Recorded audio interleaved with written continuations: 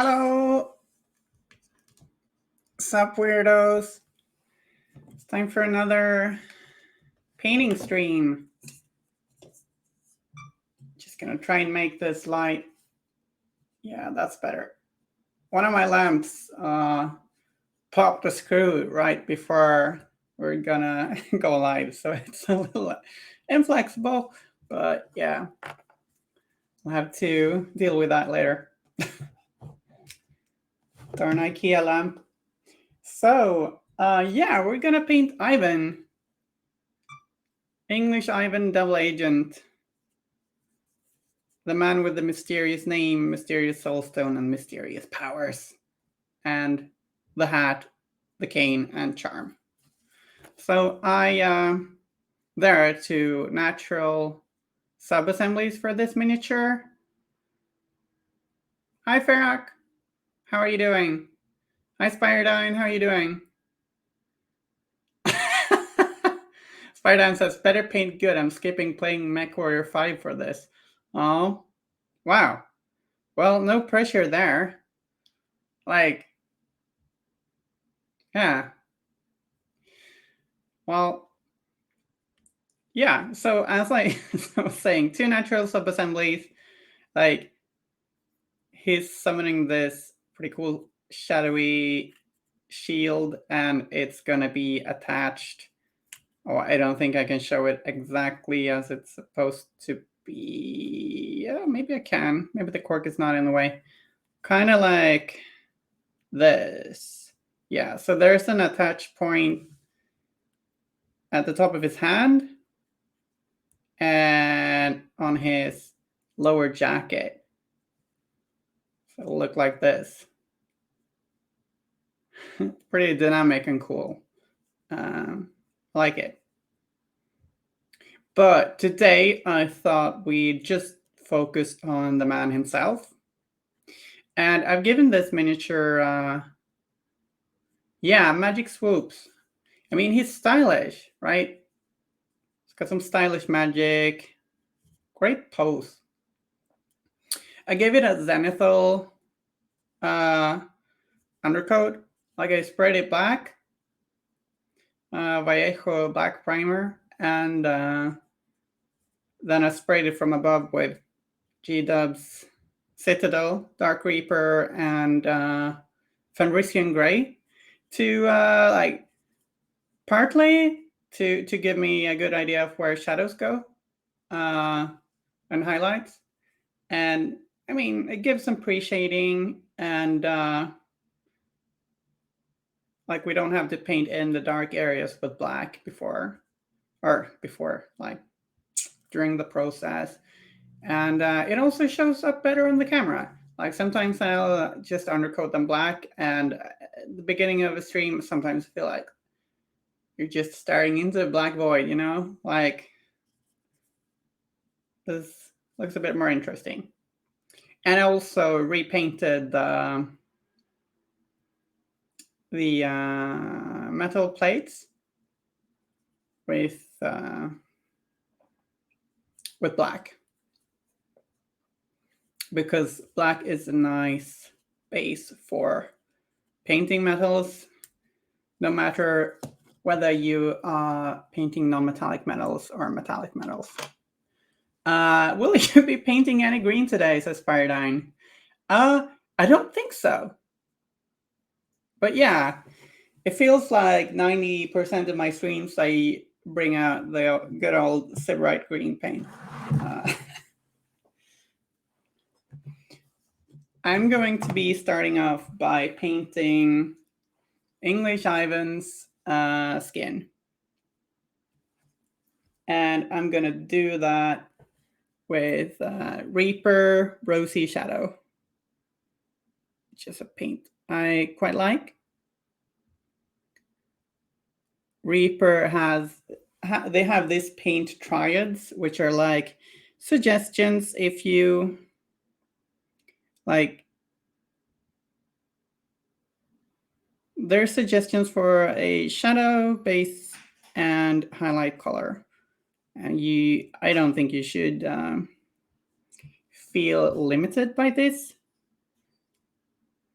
And there's a lot of stuff to gain by going outside of these boundaries, but they're pretty good. Um, they're good paints, and sometimes it's nice to just have one of these triads, like, yeah, I do this shadow, this base, and this highlight. And then you can mix it up if you want to. At least that's what I kind of like. If you look at, like, I really enjoy Vallejo paints, and they have a lot of different lovely hues to choose from. But sometimes if I'm looking at their, let's say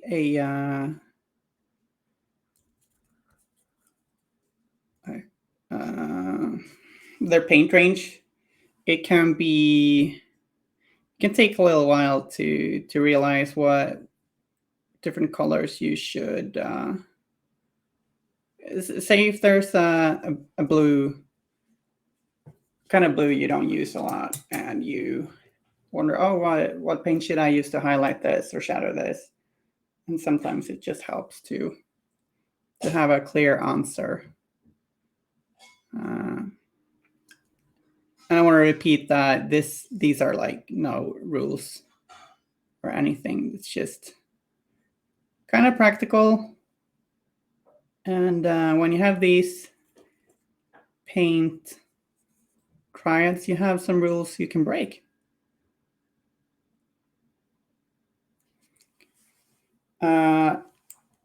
Said I painted using Reaper Rosy Shadow, but on the camera it shows up really light right now, actually. I think maybe we'll adjust that a little bit. It's much too dark.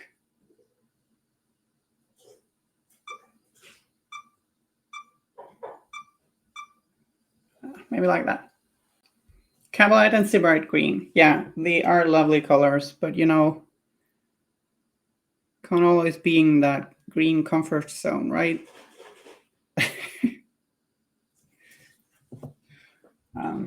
But yeah, Cabalite Green and Sybarite Green, Spiredine's talking about them.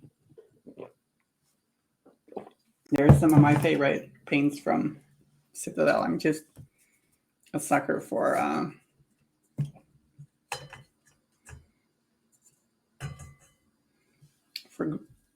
blue greens.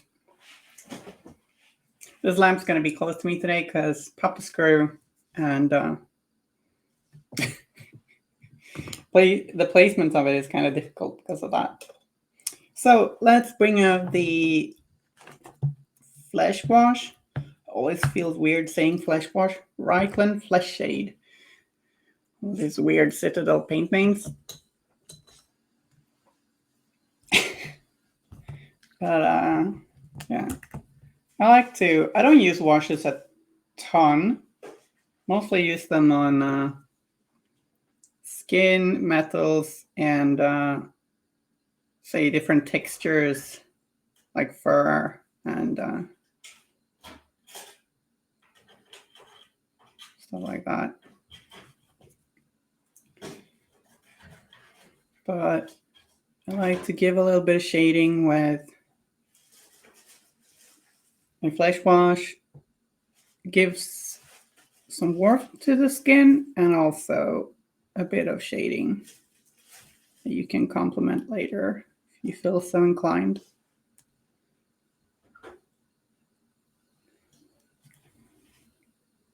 Not a whole lot of skin on this miniature, but certainly much more than on Misaki, which we painted last time. Oops. Seems like the paint on the nose wasn't completely dry. It rubbed off there a little. His nose is a little gray right now, but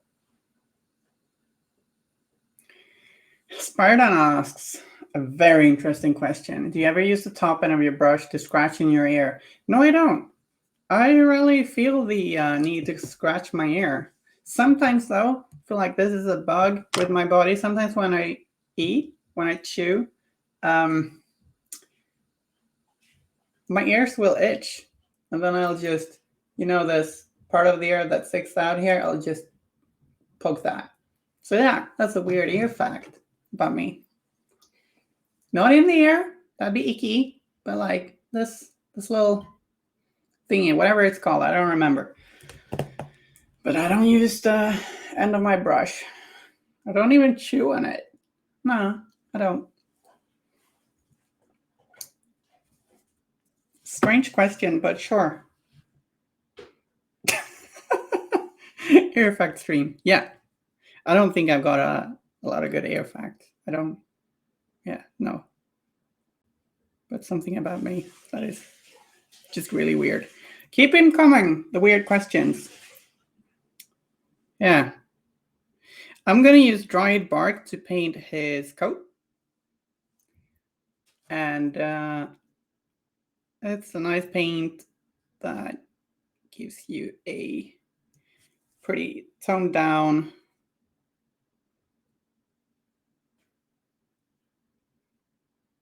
but not too gray brown. And can mix it with a little bit of black for the shadows. Just paint that on there immediately, because why not? We'll make that neater later. But like there's not really much point to just brightening up these pre-shaded areas with a brighter paint and then darkening them down again. So yeah, got a little bit of black mixed with dried bark on my palette, and then I just swap between those paints when doing the shadows and the base coat. And see, like this.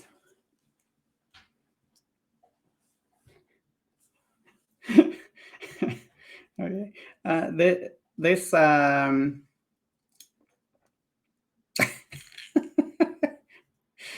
zenithal undercoat gives you a very clear view of like which areas should be lighter and which should be darker if the light comes from above, which is the way we usually paint.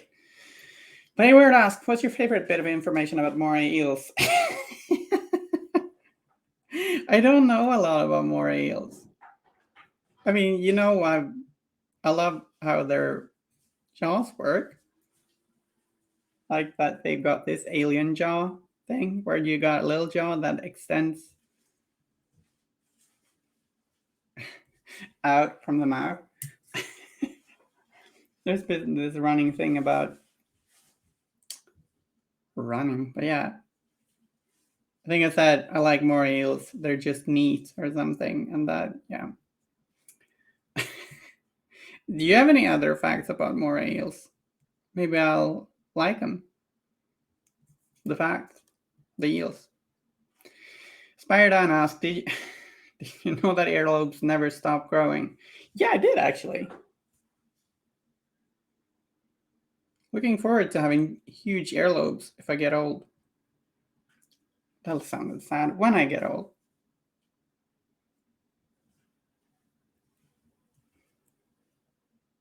Also, you think it's worth doing a mix of Cobalite and Sybarite as a highlight in between them? Yeah, certainly. If the area you're painting is very small, then perhaps not. But generally, I do a mix in between. I do. I feel like Lupercal green and Cobalite green are closer in value than Cobalite and Sybarite. So yeah, do an in between. If you got the time and energy for it, I'll be good.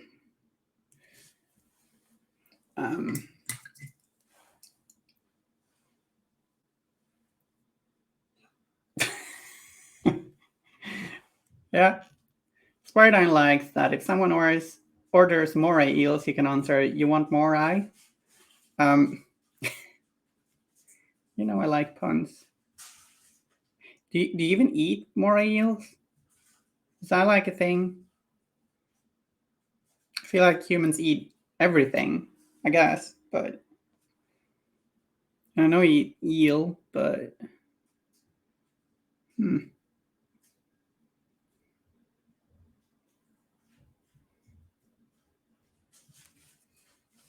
that is true. That is true. I'm not super brave in that regard, I think, but yeah, you're right.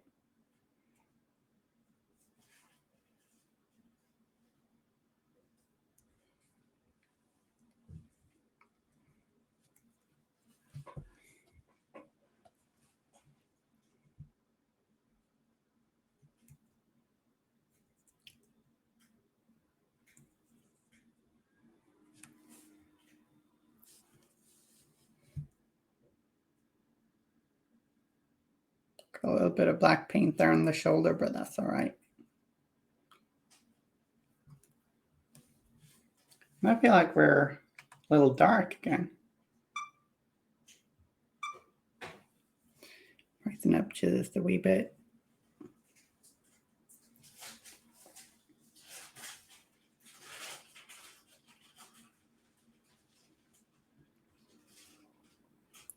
Spiridine has now Googled more eel facts to provide us with more interesting facts about this amazing animal. Apparently, they sometimes tie themselves into knots to dislodge prey. Um,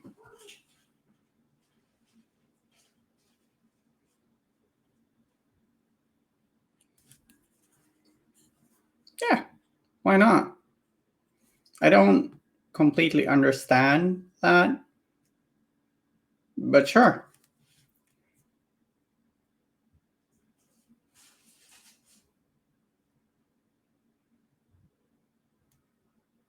I think I dreamt that I was playing Malifaux, but I don't recall anything else from the dream.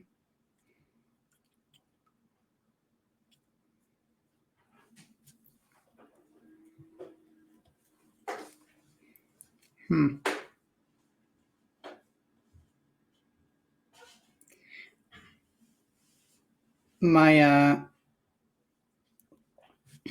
advanced dream analysis tells me that means I want to play Malifaux again soon.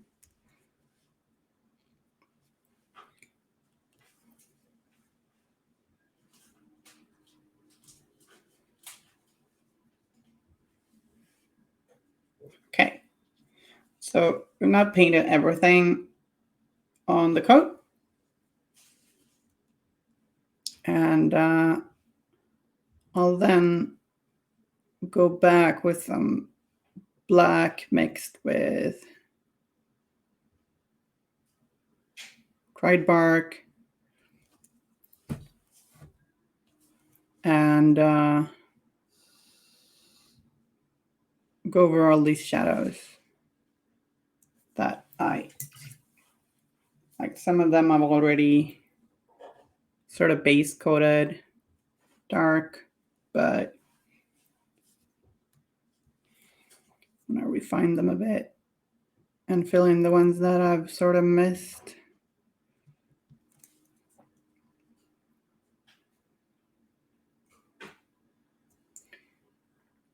Painting flowing cloaks, jackets, capes, etc. Just really nice, I feel.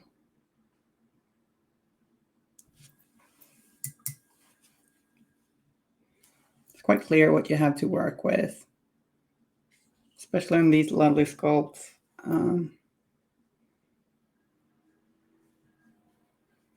Right. It's very organic.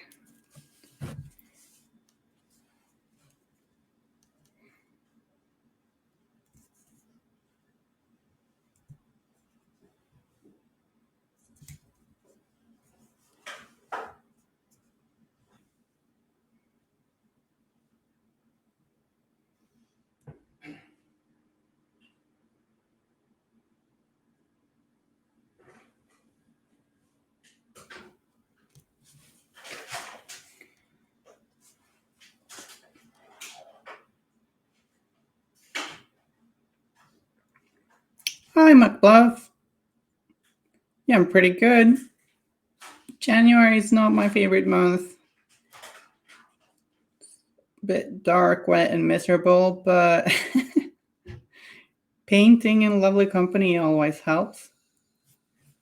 And yeah. How are you?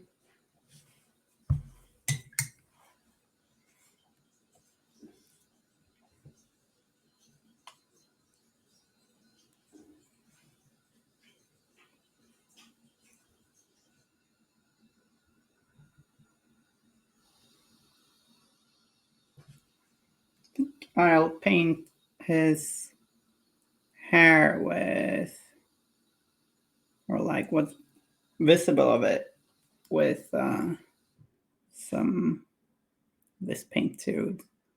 Almost black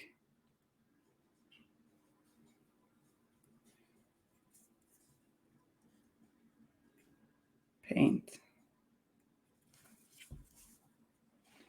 Perfect brood season, like for just brooding.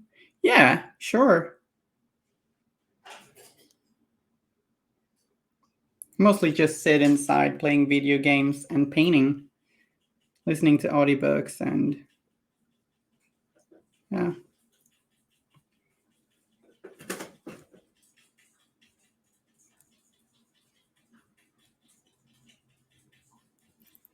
You gonna demolish that cardboard box, Atkin? Okay. Spawning a brood? I don't know. I don't feel like that's the easiest thing to do. You spawn many broods?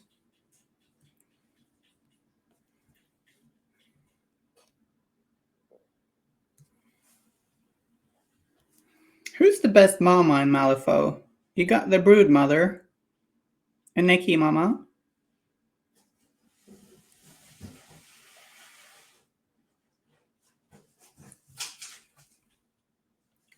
Who's the best mama?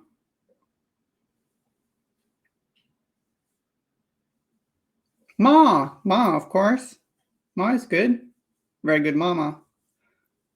And then you got Cat and Molly. Molly and Mama? Well, you mean to like all the different undead outcasts and unique characters that. Yeah, she's kind of like. Sure, yeah.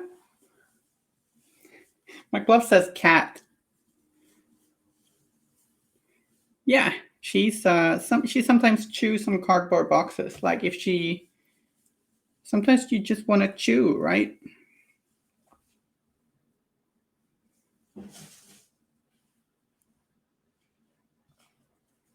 Mechanima. Yeah, I never understood that. That is a lovely title miniature, but I never understood the name. Like mechanical, like mecha, of course, but like Mima? What is that? Can you enlighten me?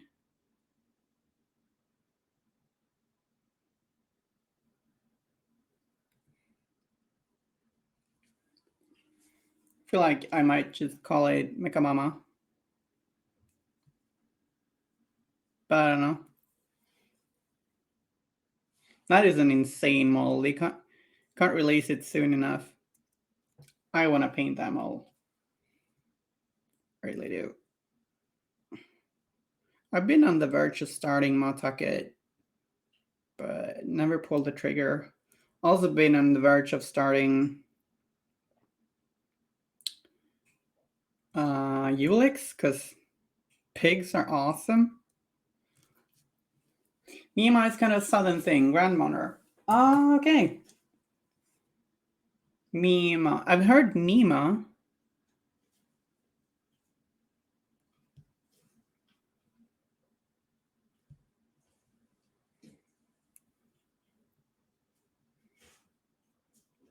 Oh, and Kim, you spoke about you like Dune, Children of Dune.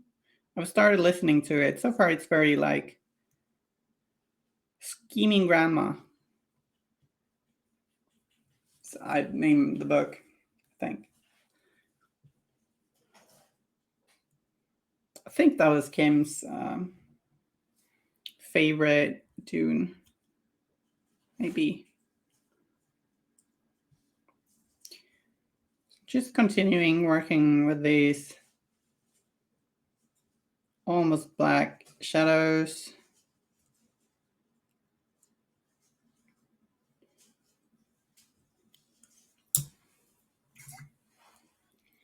Working that into all the deepest recesses and the creases in the fabric.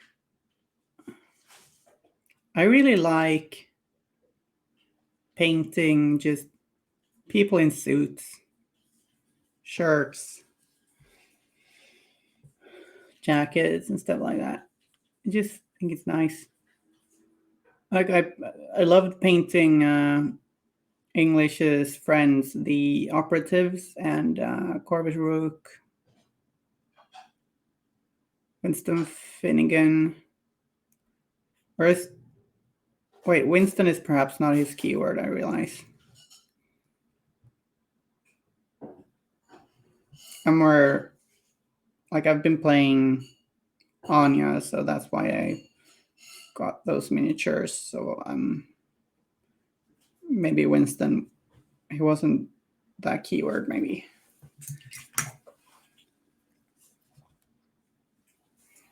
I don't think.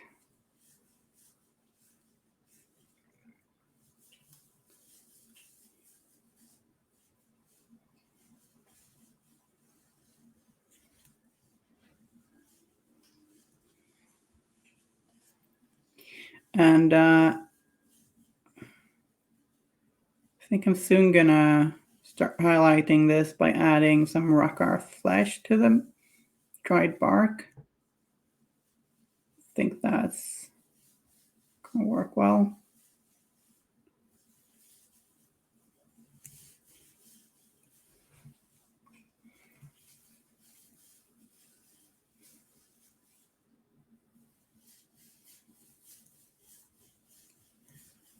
Ivan is a pretty scary character in the game. Like to play against. I have only played against the first variant, but any character that can deal damage and summon on the same attack, but an attack that often also has positives, that's pretty scary.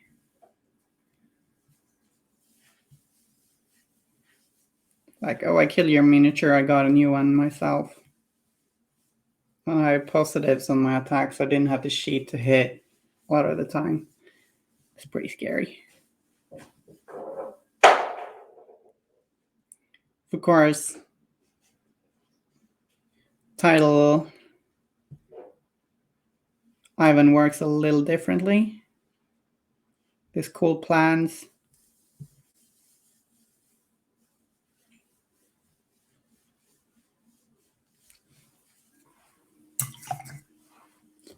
Okay, so let's add a little bit of Rackar flesh to dried bark to make a brighter color, and then start highlighting this. You can start by highlighting the edge of the coat, and I'm then using the edge of my brush instead of the tip. Makes it easier for prominent edges like this. You can't really use that for all of it, but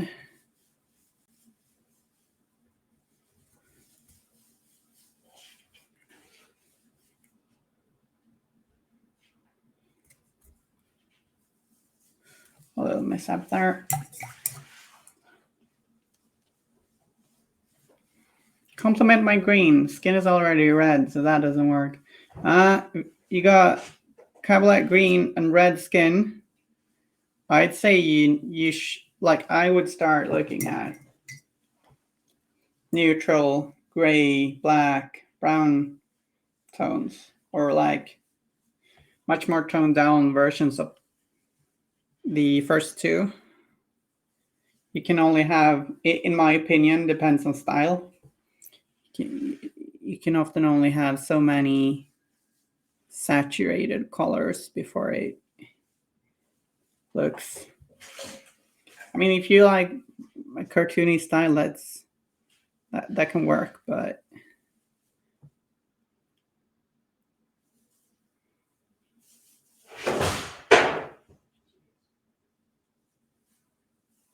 was that Setkin? Yes, she's experiencing rage. My roommate says my cat is experiencing rage. She's toppling things.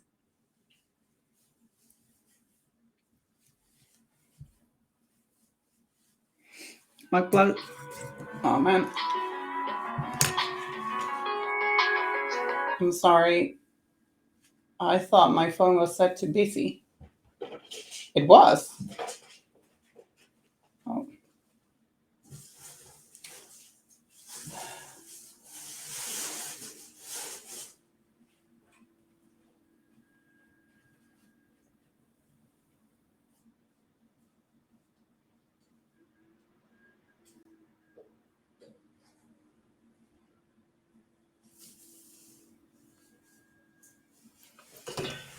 Maybe it's an emergency or something.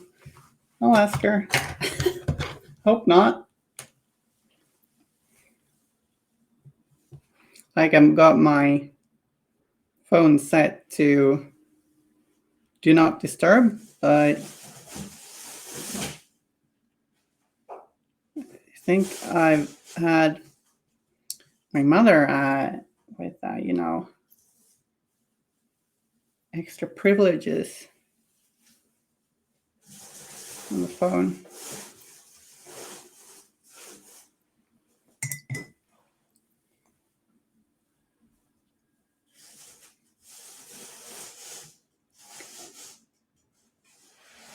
What's it called? Emergency contact, stuff like that. I don't know. I think that's why it went through. Sorry about that.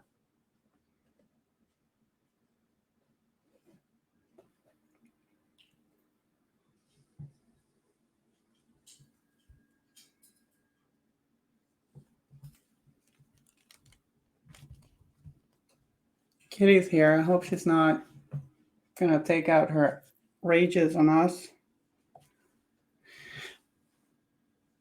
MacBuff said, I feel like I should state that my friend and I have gone through each master and decided which master, lore personality wise, are actually cool, which ones aren't cool but don't really care about it, and which ones aren't cool but think they are. And some of them were a mix, like Ivan, because taking things seriously just isn't our vibe sometimes. Huh. I'd like to see that list. That sounds fun. Making lists is fun.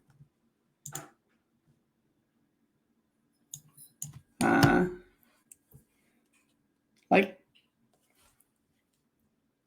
making lists like that can just be a lot of fun, but it can also be a way of sort of like understanding characters in games and literature by like watching them through different lenses.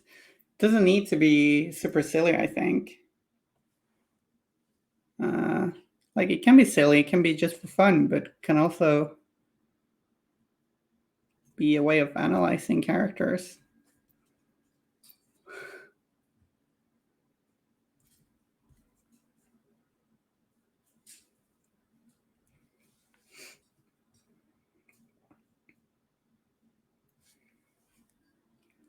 Nice. Do you have any examples?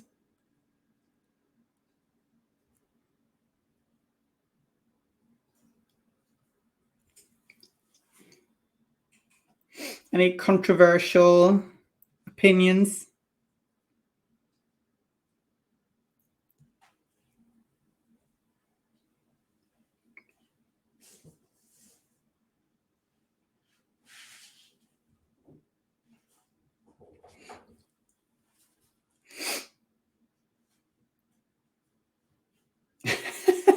Ferrari says, that's how I came around to liking Lord Cooper. Realized his whole story was a Looney Tunes cartoon. I hadn't thought of that. Like he just always want to catch Marcus, right? Is Marcus the bird in this?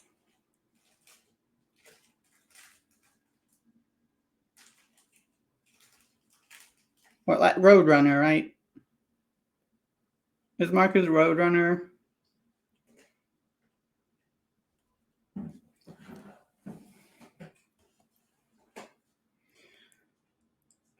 Healthy dose of Zara from the most dangerous game. I don't know what that is actually. What is that?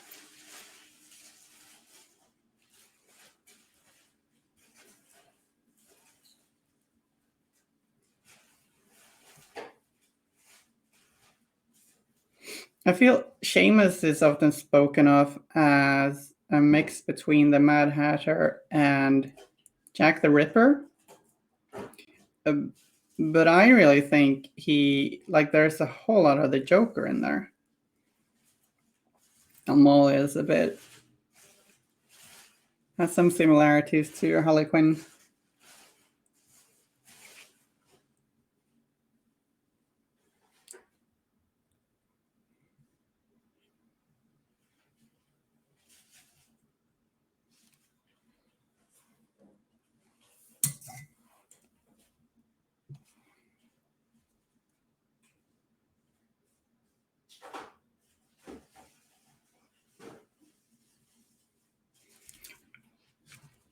Otherwise, I feel like Sonya is a pretty interesting character in the lore.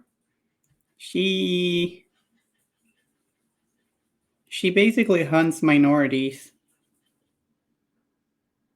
and I guess that goes for several of the guild masters. But like, she's also kind of protagonist in the early stories. What with the red cage and all that from first edition. And in some stories with her,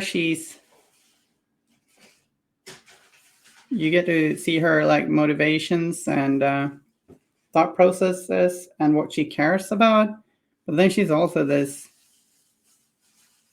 horrible witch hunter.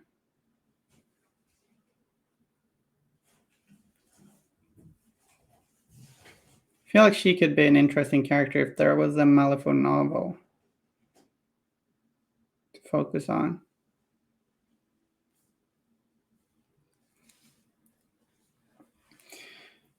McLove says the most dangerous game is a short story about a man who gets stranded on an island and ends up being hunted by the man who resides on the island, General Zaroff. Oh, okay. Yeah. Yeah. Sounds like a pretty probable source of inspiration. And doesn't really sound like a good time.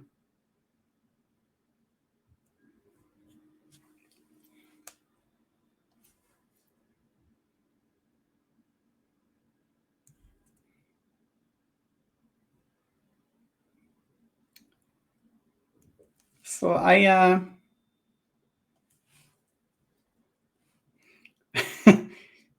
Paradigm says he thought the most dangerous game was Knife Monopoly.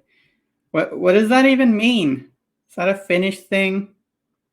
You Finnish people and your crazy activities? It's just a silly thing you came up with?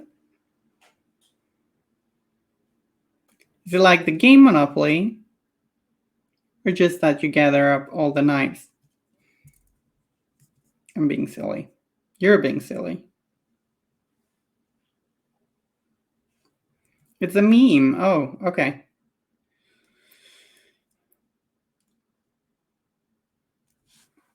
Oh no. a feeling when there's a meme you don't understand or know about, and you're like, the reference flies over your head.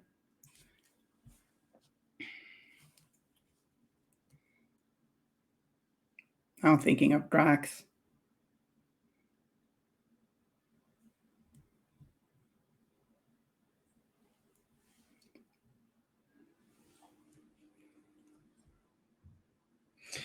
McLove says, I know we said Parker wasn't cool. Kind of a dork. Man keeps track of all his crimes. We also said Saraya was cool, but let people think she was just some loony granny. You know, false sense of security. Shenlong is cool, but we love how most of the stories happen off camera. Like, it goes through major story and character arcs and just come back later, like he has stories from a vacation. Oh, I hadn't thought of that, actually. I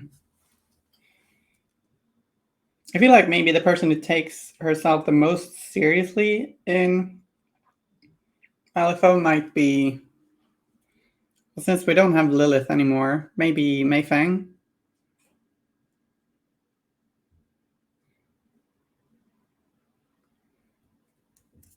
She's a grumpy one. Spartan says, in Finland we play sheath. The game starts with all 4 players unsheathing their knives and stabbing them into the table. Then the cards are dealt. I don't know if you're just messing with us or if that's actually a thing. Never know with Finland, do you? Am I being racist now? I hope I'm not being too racist. Love you, Finland. First person to cheat gets stabbed. Now that seems pretty easy then to not get stabbed. Unless you're just tired or drunk and do cheat by accident or something.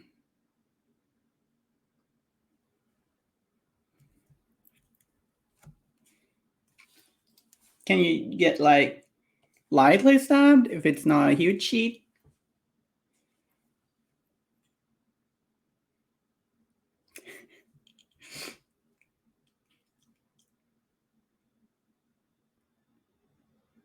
Like, I don't think we should just take Spardine on his word here. We should maybe be a little bit wary of the amount of truth. It might well be true or it might not. I mean, I'm a little doubtful. You're playing Paris and you're not allowed to indicate to your partner what cards you have. Okay. I feel like we're feeding into the whole people from Finland having a lot of knives stereotype here, but yeah, sure, let's go.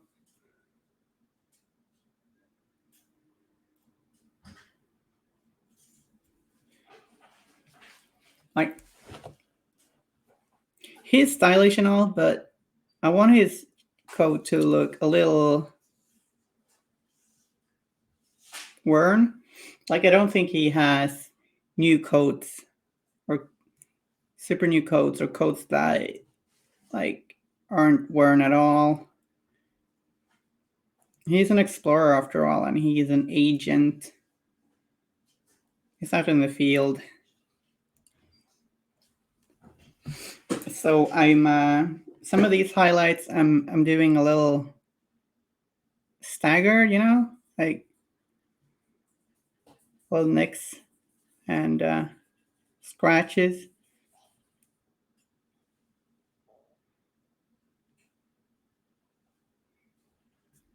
To give it a slightly roughen up effect.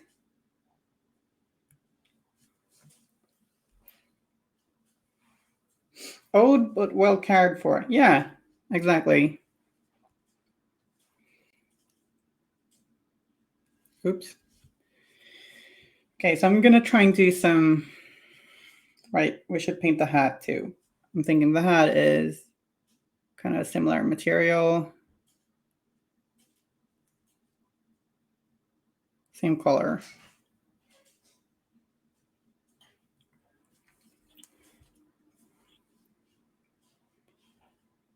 Like maybe it's his favorite hat. He's had it for a while, so it's not busted, but it's a little worn. And it's really fun making these kind of uneven highlights.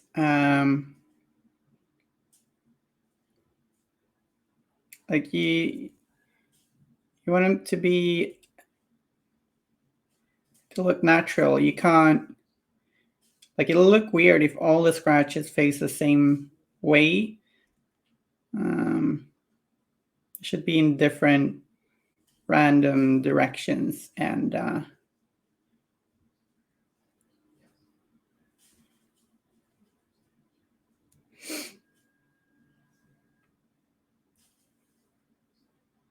to really sell the effect.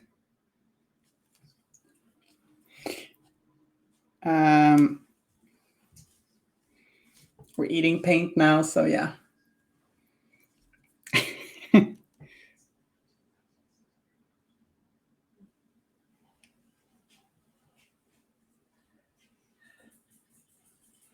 I'm using some pure rock art flash for some more, maybe the brightest highlights we're gonna do. Just gonna rub that off again on the hat to make it look a little rough.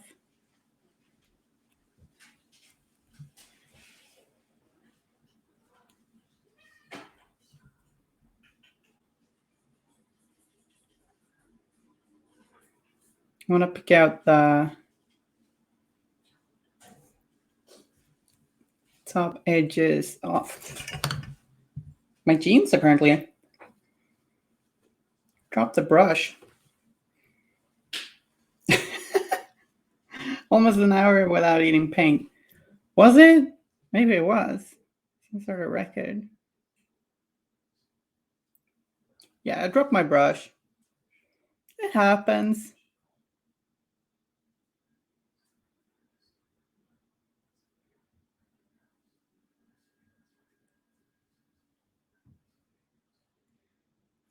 Need to be even more careful with these highlights.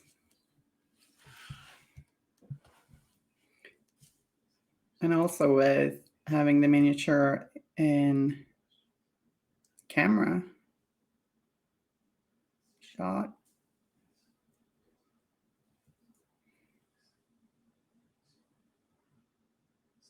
So, what do you guys have on your painting table?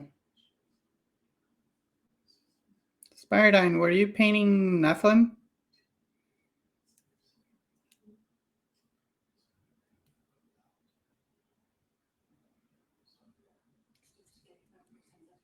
A mess.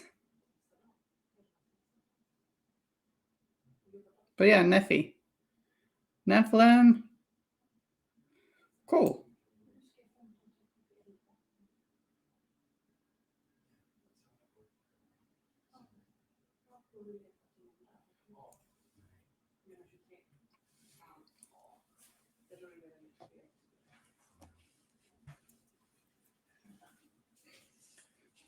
That's nice to hear, Farak.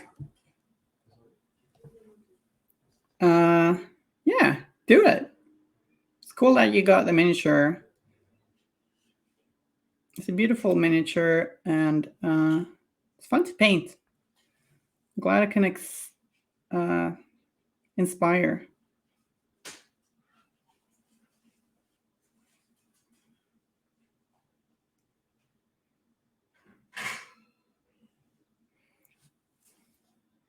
Do it. Do it now.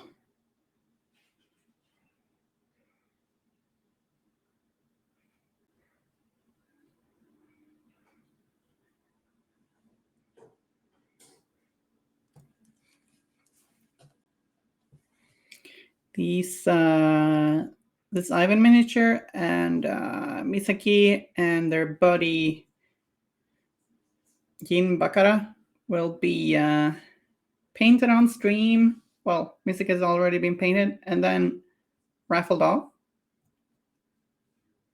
to some lucky weirdo duck. And yeah,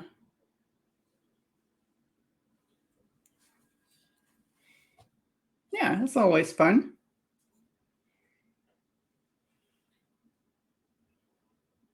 More information about that is going to come at a later stream.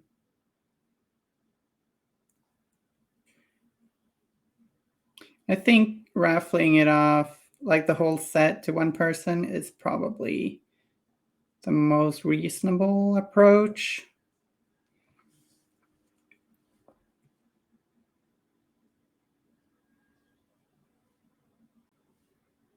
Since they all come with a miniature or miniatures that both masters share.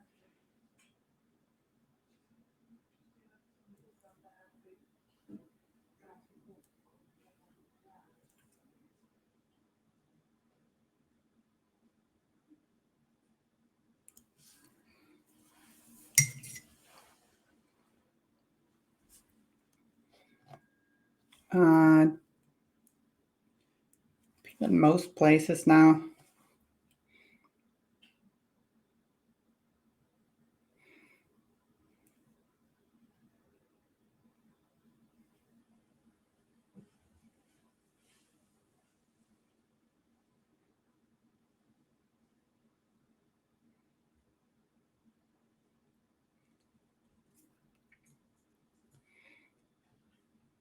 Underneath its arms.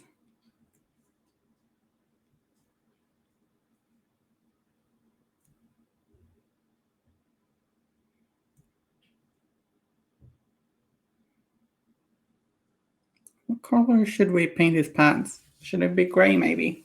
I think so. Like a dark gray.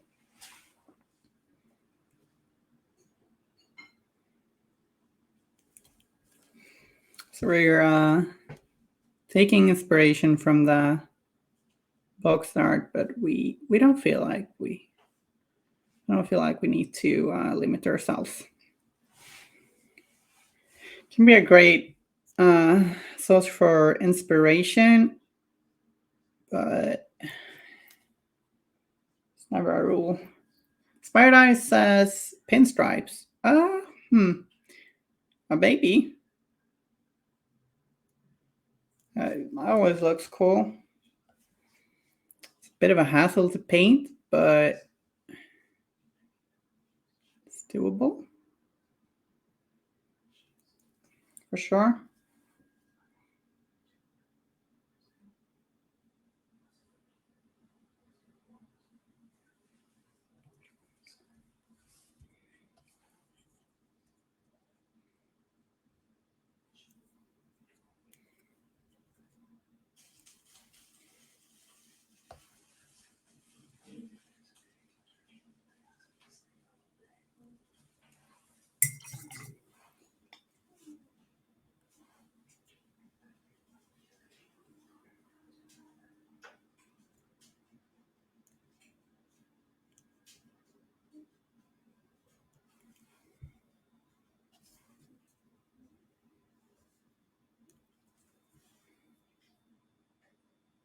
Oh, that'd be cool. One white Ivan, one black. Yeah. Neat idea.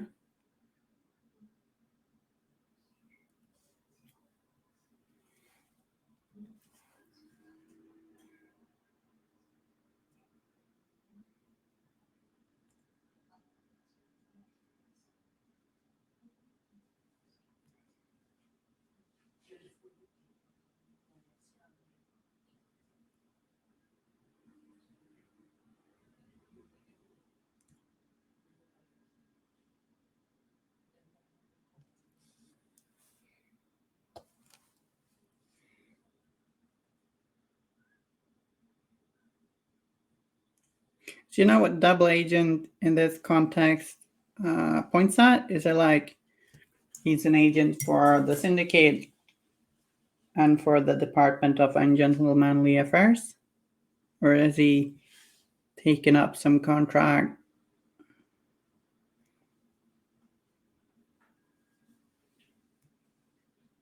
Need to read more lore.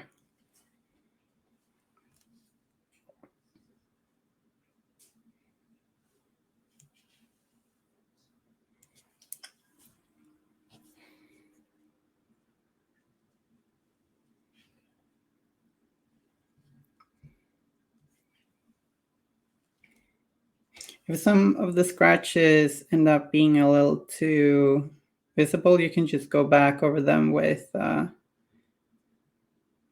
some dried bark and paint over parts of them, or like glaze over them to tone them down a bit.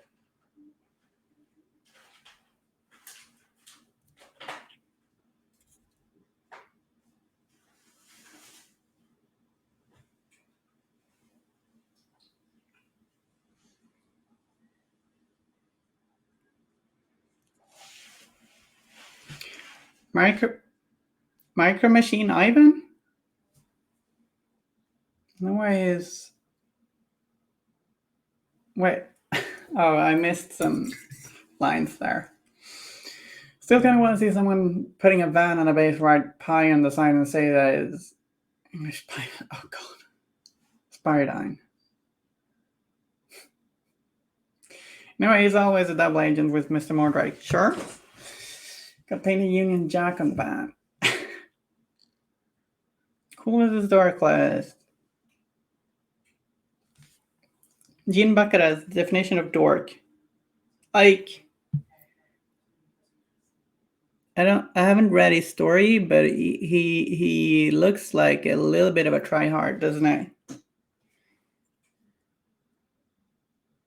Okay, painting the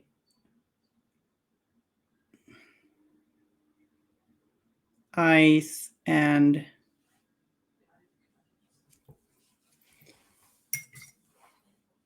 sort of eyeline with black, and that got a little thick. Gonna do some rosy skin for Reaper and highlight his face. Hey, he's got a. Does Ivan have a mustache in the art? I don't have the art in front of me. He has a mustache, right? Am I imagining things? He does. Thanks. You got my back. Thanks, McBluff.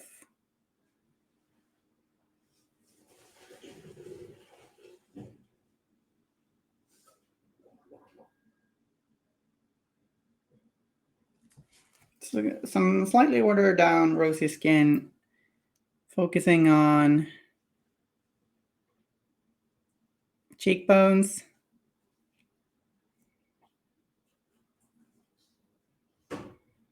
and the jawline and the lower lip.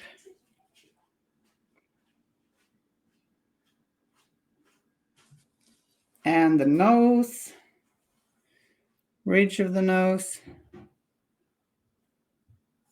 nostrils. Put some paint on his mustache there, but that's all right. I feel like I need to fill in the mustache now because it just feels weird seeing Ivan without a mustache. Just filling it in with black. There we go. I feel better. Whew. Just can't see this guy without a mustache.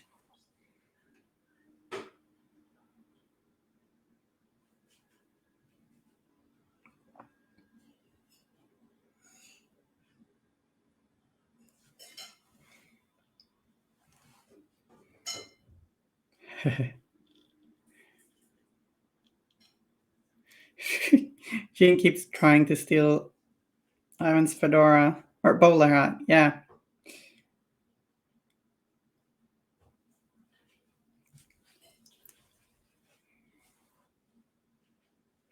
You might need to rank your masters by hats. Yes. I also think like giving more models hats is a very noble cause.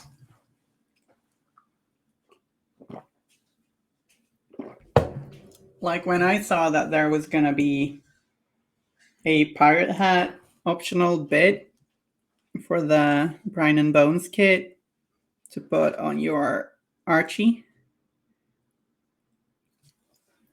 I thought my Archie, which is a normal Archie or normal Archie, well, it's an Archie for a normal Molly crew. I thought maybe he'd get a little jealous, so I needed to give him a hat too. A cat? Speaking is hard, you guys.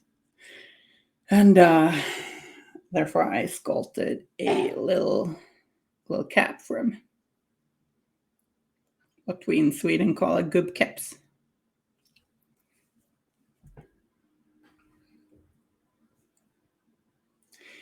Yes, the hats and guns kit is awesome. Like, it's the best. It's like the best concept for a conversion kit ever. Hats and guns. What more do you need? I've been thinking that at times. Like, I wish there was a hats and guns kit. Okay, so I'm using rosy highlight. We're gonna put little highlights on the top of Ivan's cheeks. Good for that double agent glow, you know? It's not a thing. Pretty sure double agents have a glow.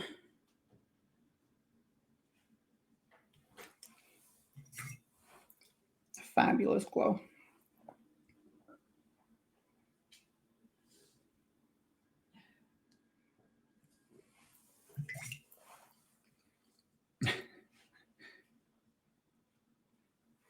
Umbrellas, yeah, could be good. Which are also guns. Oh wow. Yes, umbrella guns. Like the Penguin and Batman has that, right? Doesn't he?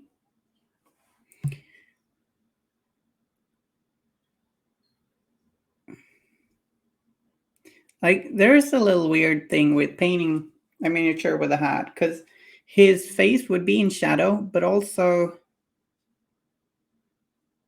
you kind of want the face to stand out. And there's also this effect of like the hat casting a natural shadow on the face, depending on the lighting. So like you can think of whether you should balance that. Like how much should I highlight the face? How dark should it be? How much do I work with the shadow myself? And how much should I leave to the lighting? Maybe there's a great answer for this but like I can't really help myself from like I want the face to stand out. A new Gleam contest for Iconic Sonia. Nice. So Gleam, the one where you were like lots of different social medias, or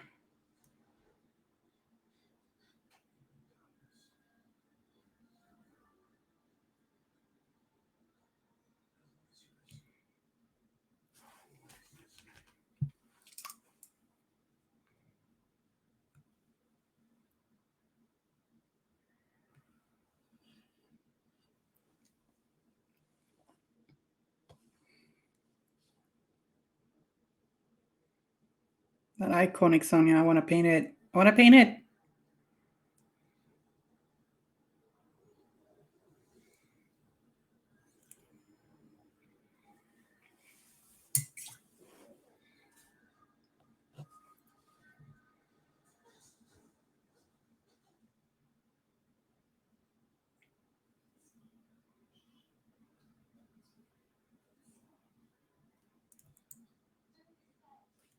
Oh, call me jealous.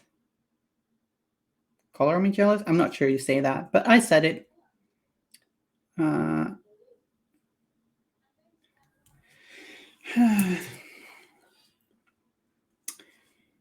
can dream. Jag är väl en bal på slottet.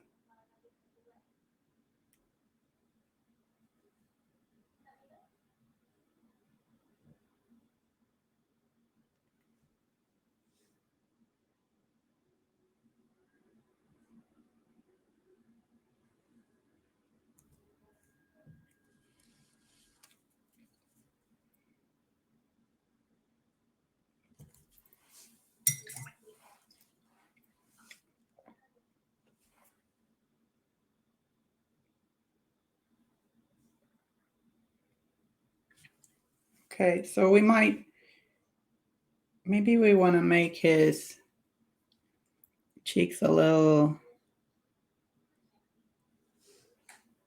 redder. So mixing a little bit of red paint into the rosy shadow and painting it on the cheeks. Maybe a little bit of rosy skin and red.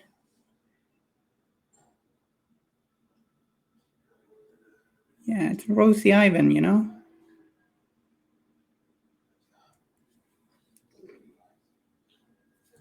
And eyes. Always lovely thing to paint. Tiny, tiny.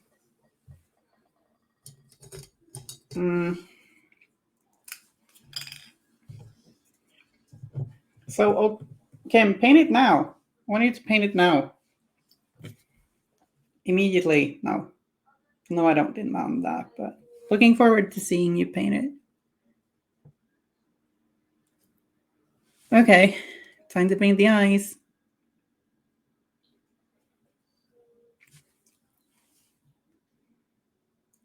Using some Reaper linen white.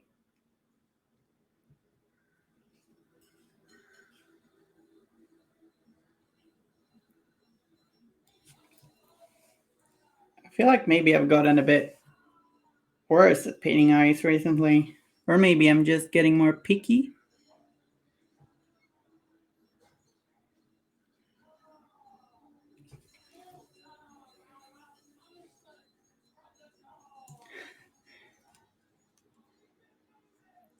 English Rosie.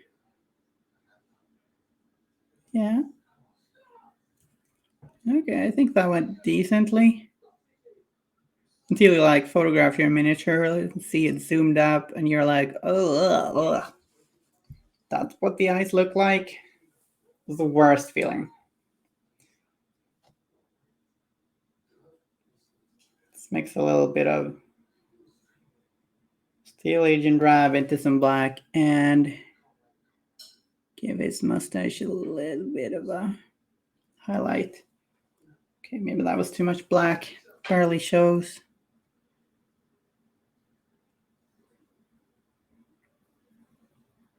Maybe that was too strong. Still want it to look dark. That's pretty good.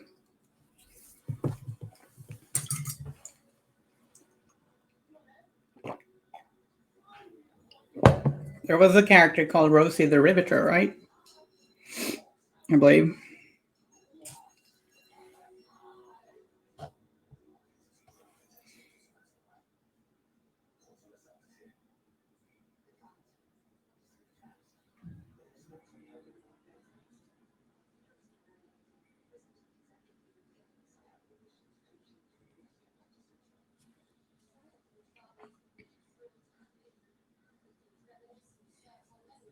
In first edition.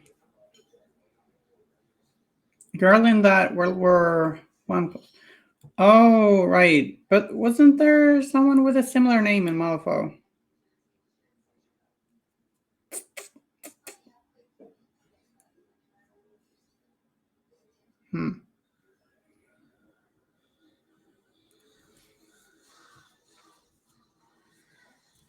Okay, let's paint his trousers.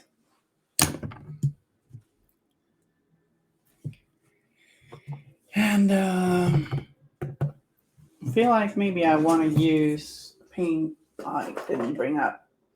This game is like dinge. She's like a dingy gray. Citadel. It's got like a gray with a little bit of green in it.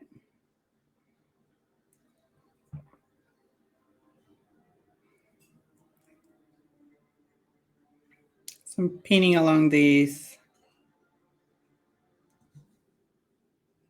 almost like these higher parts of the creases.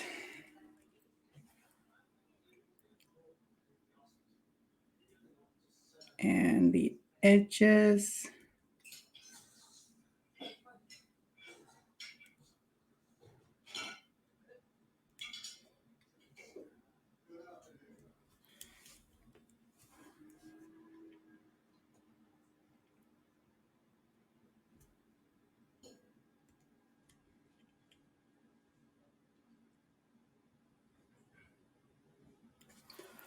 Mm,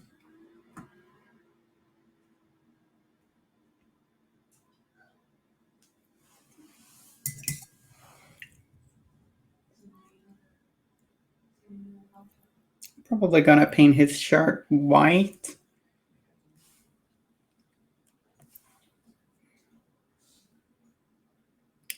Classy.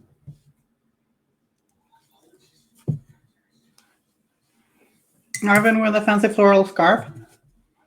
Yeah, I mean, would be nice. If Von Schiele has a pretty floral bonnet, then pretty sure Ivan wants to show him some real fashion.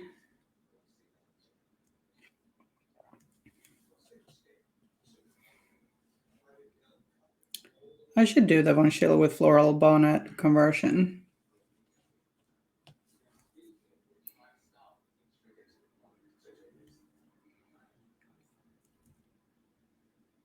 What kind of a bonnet do you think it would be?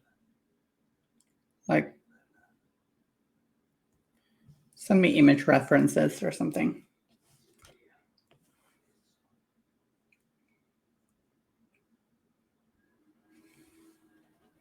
I got a fry course, like an M2 fry course box lying around. After I did that, like turned my steam trunk into a mimic with sharp teeth and tongue and all that. Like a mimic chest with on tire tracks. Bizarre, weird, and very Malifaux, I think. Or a specific type of headdress. Yeah. That is right. I guess I can Google myself. I know how to Google, you know.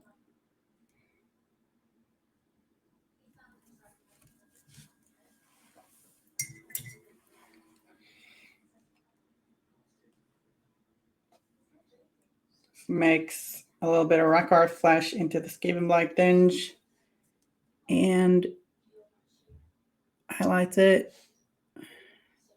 That was a bit harsh, maybe.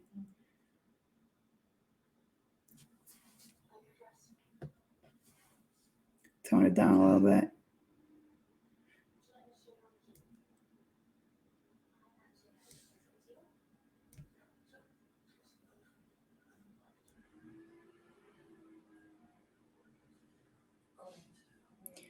Using rock art flesh as a highlight color for the trousers too, which kind of brings the whole color scheme together a little bit, makes it all muted and balanced.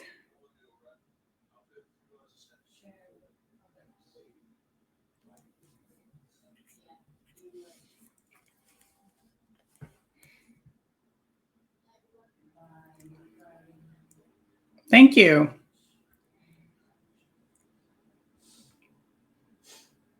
No, that's very nice of you. Doing good work. Appreciate it.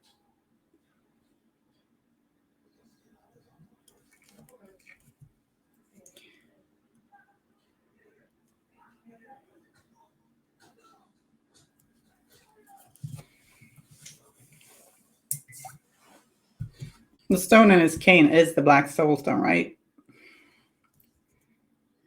I didn't just dream that, did I? Actually, there's a.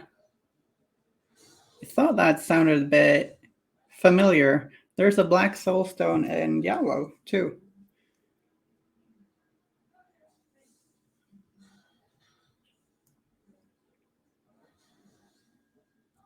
I think the soulstones in Diablo are stones used to trap the prime evils. Diablo 3, yeah? Yeah, I didn't mean. I meant Diablo 2, not as in Diablo 2, but as well. But you're correct, Diablo 3.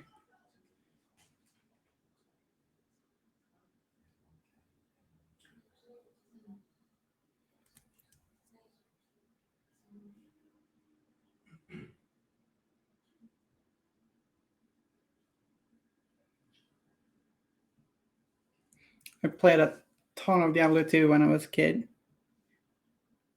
And some Diablo 1 too, but I was really scared of that game when that was new. So scary. Made by Zoltan Cool. Sultankulle.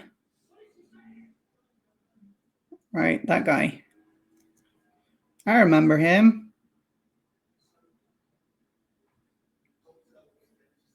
I didn't think the story in Diablo 3 was as good as one in Diablo 1 and 2. But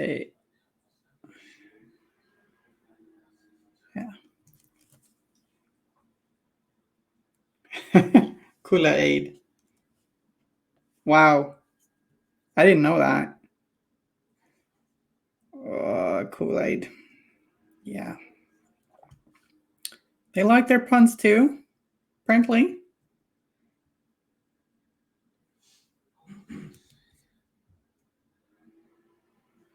Now I ended up not doing pinstripes.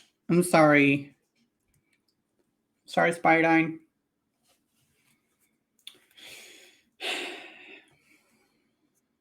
It's alright if you want to play MechWarrior now. I'll miss you, but I understand.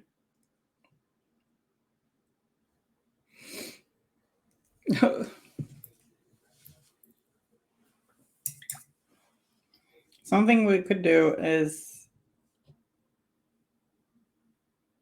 mix a little bit of red and black and a little bit of that into the shadows of trousers. It's too late now? Oh no.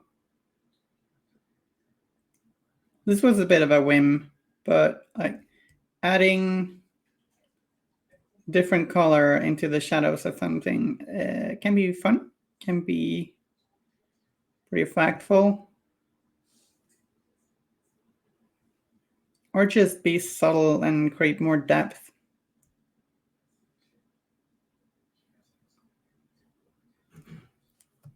Not sure how much it shows up on camera because this is pretty subtle, but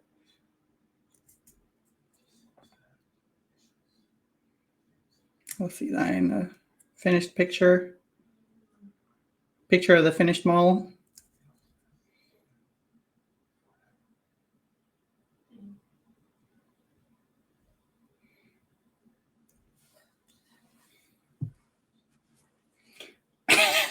This got dark. What? Don't drink the Kool-Aid. Don't do it.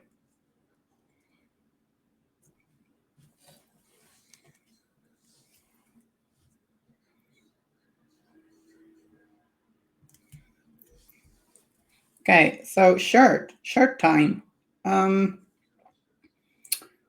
It just makes, got some linen white on my palette.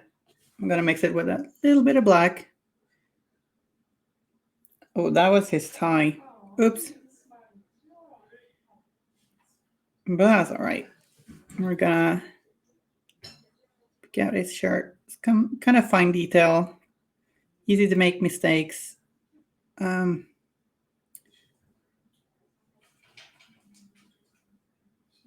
it's going fine. When painting white, it's often easier to just paint very light gray. Covers more well, and your eye will probably read it as white nonetheless. But we're gonna make it a little bit more white than that. So we're gonna add more white to the mix and highlight it a little bit, leaving some of that gray, darker light gray towards the edges. This Weiss beer is nice though. Nice. I'm drinking iced coffee.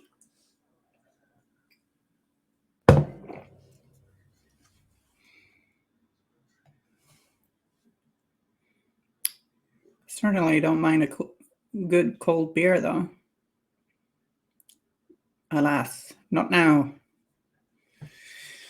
We're doing serious work. What kind of beer would English Ivan enjoy the most? I'm thinking maybe Russian Pale Ale. No, maybe that's stereotypical. I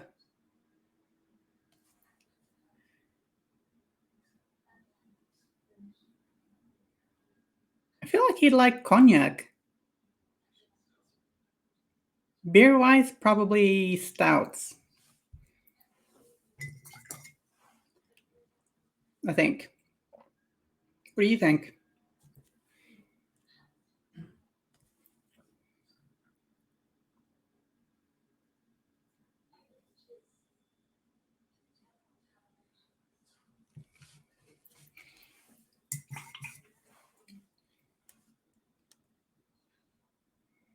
Let's paint his tie red. Like a dark, deep red. Helps draw the eye to the bright face, I think. And also makes him look a little dangerous, maybe. Maybe I'm overanalyzing this. Like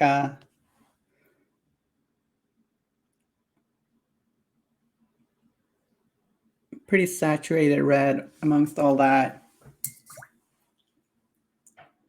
drab grays and blacks and browns. We're trying that. Could always change it later if we don't like it.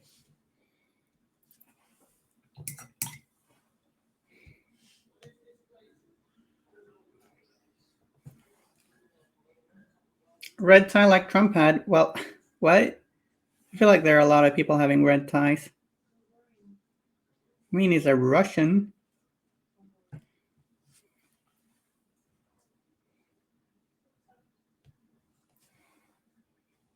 Dangerous to the economy. Yeah, it's a Russian danger. I like it. Oh no. It's like a Russian double agent. Oh no.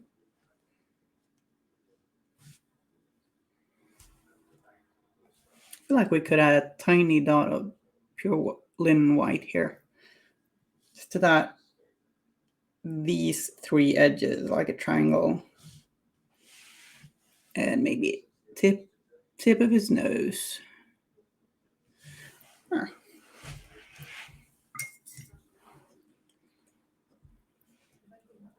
Word communist stream comrade. Yeah, like we're supposed to stay away from politics, but I think everyone just knows we're messing around here.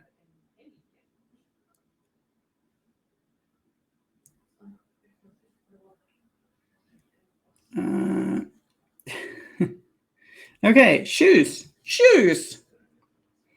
and gloves.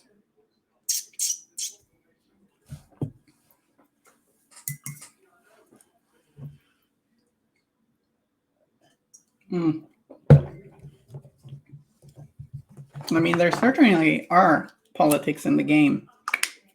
Like, got the MNSU and all.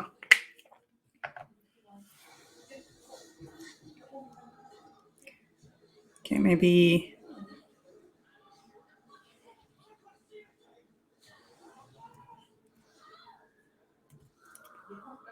Probably black shoes, right?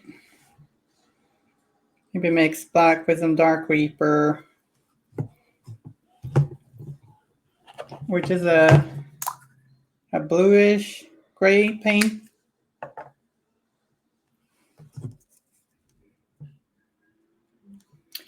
Fair point.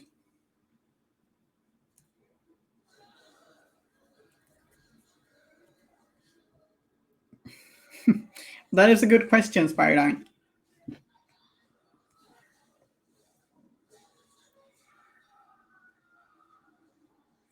I would love it if there was a Russian army in the other side.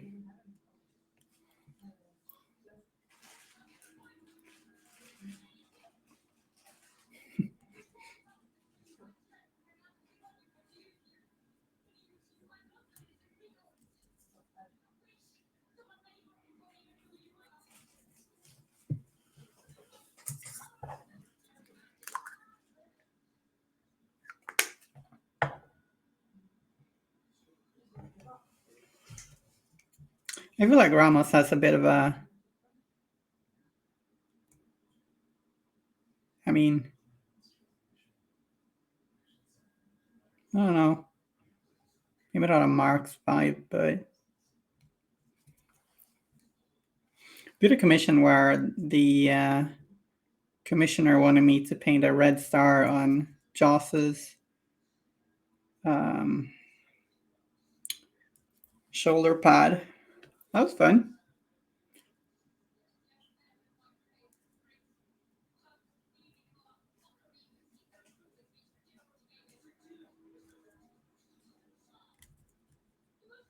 I think it would be a ton of fun if Marx just showed up.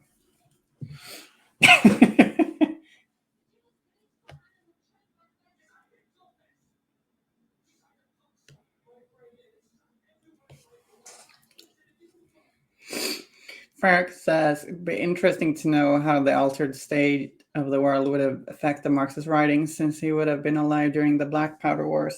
Yeah.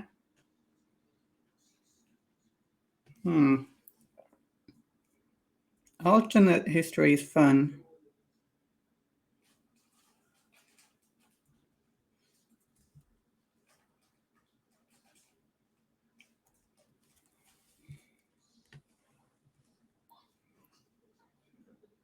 If you could sum up the Black Powder Wars in one sentence, how would you do it?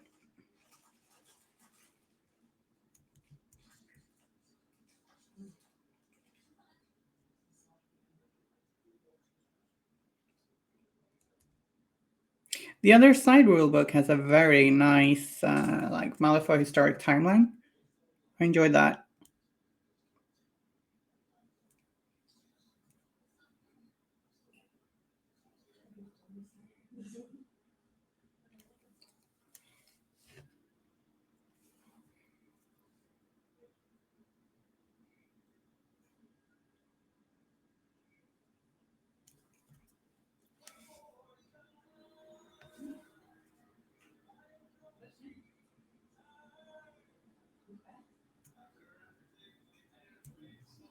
Well, my roommate's watching The Witcher season 2. Just heard Jaskier singing. That guy can sing.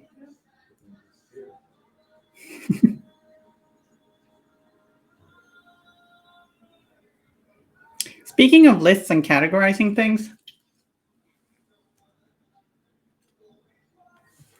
who is the most bard-like character in Malifaux? I'm just throwing questions at you right now. Maybe I should shut up.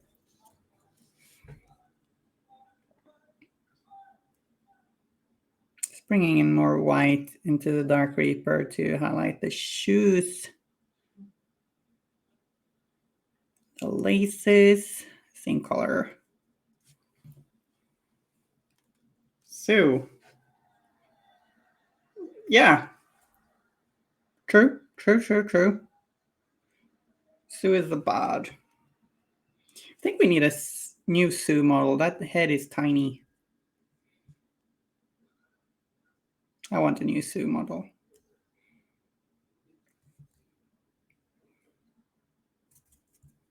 I really like Johnny Cash, so I really appreciate Sue's character.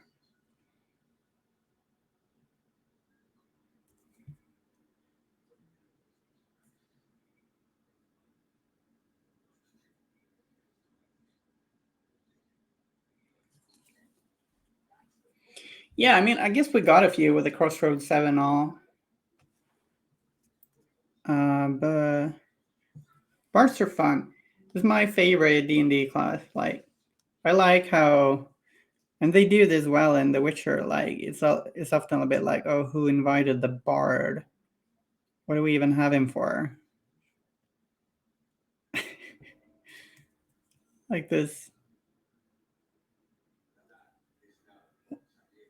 I love the stereotype of the annoying bard.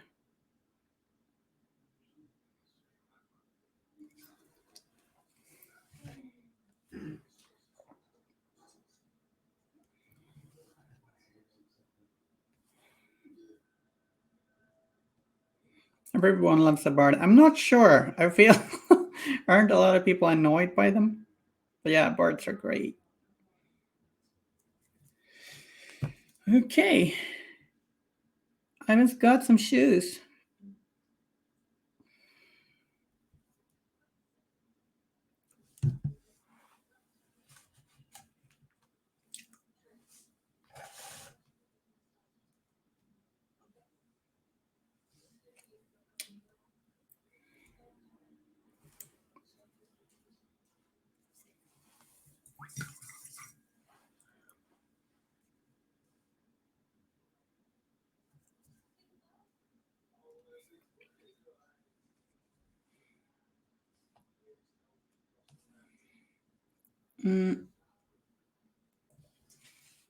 He's got some pretty intricate little details on the gloves. He's got this mechanical contraption. I'm painting shading the gloves with the black and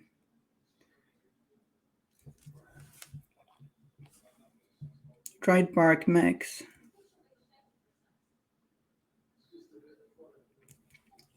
Working with what's already there from the zenithal. And there's some like metallic details and this weird glove contraption.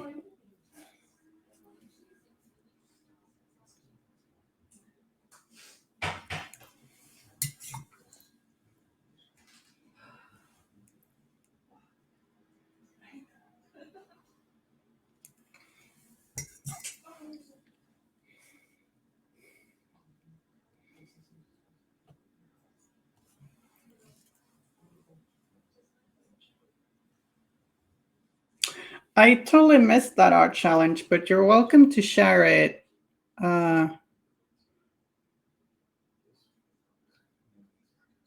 You're welcome to share it here if you want to. Otherwise, I'll look it up.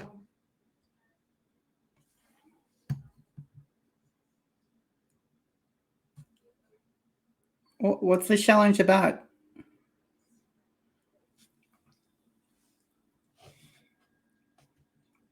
I'm sorry if you've said it before. Sometimes one forgets.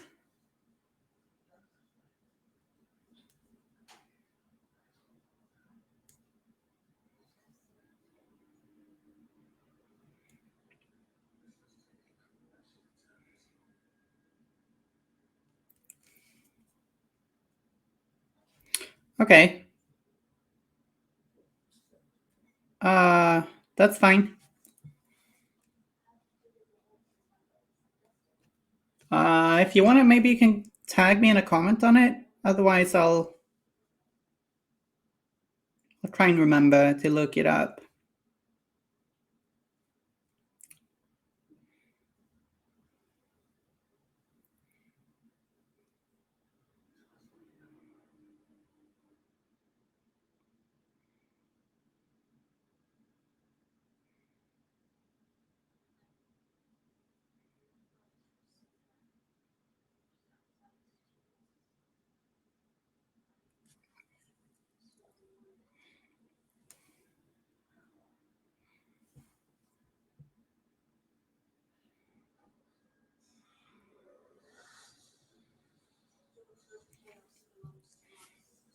Bright stone in the middle of the contraption.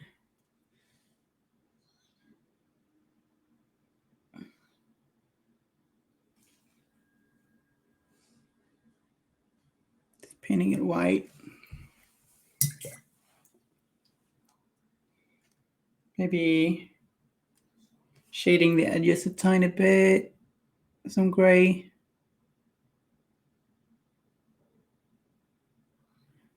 The light that casts the shadow.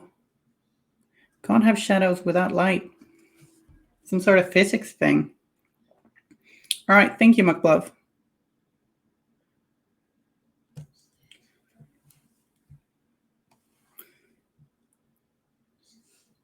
It's a nice initiative.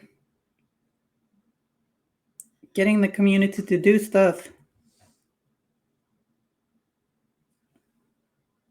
Promising.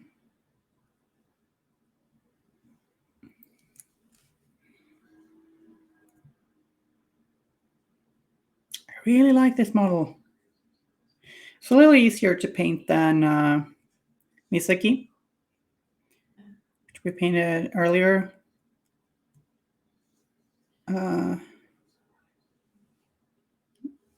The last two streams.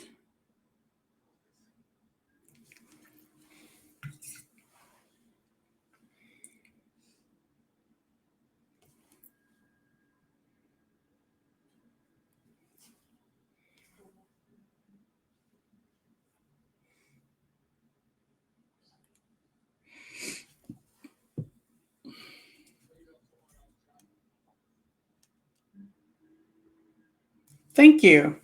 That's really nice to hear. It's nice. It's fun experimenting with textures. I think sometimes maybe my little scratches and lines could be thinner. So that's something I will try and keep in mind. Lovely paint.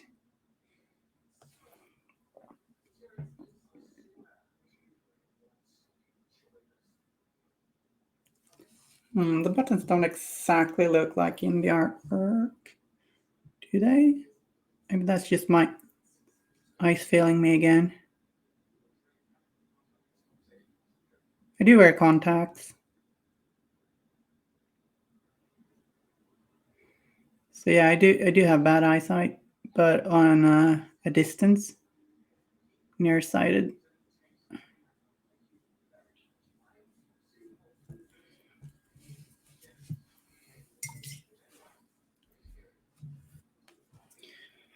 Yes, very appreciated, McLove. Yeah, I suppose. You're right. Yeah.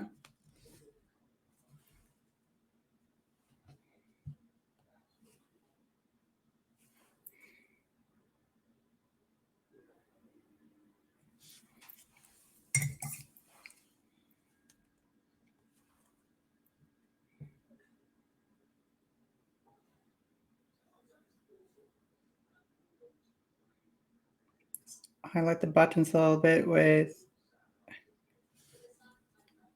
some white.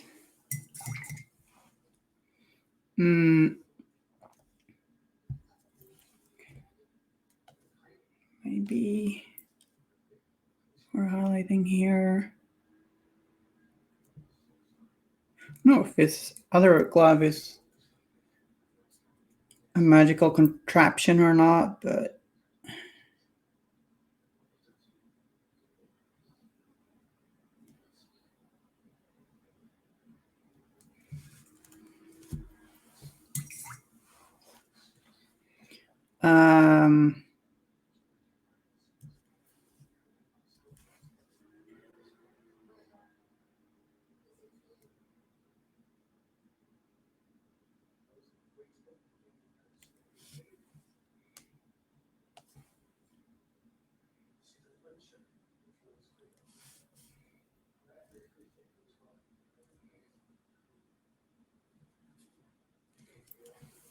right. So part of his hat we didn't paint.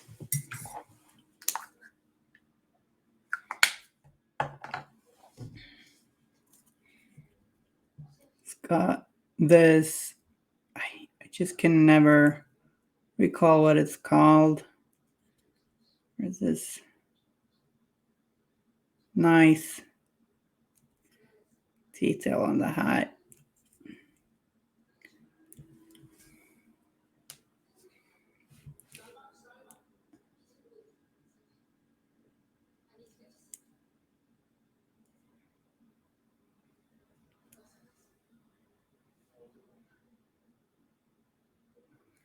I'm painting it outside of camera, apparently. There we go. Painting it dark Reaper.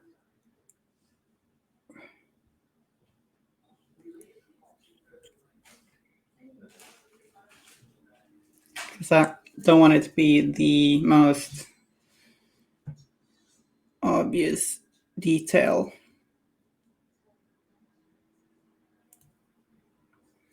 Classy and discreet.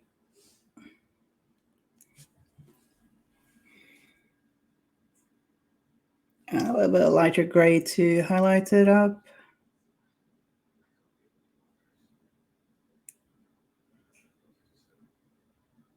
What's they call this line around the hat? Sometimes words fail me. My vocabulary fails me.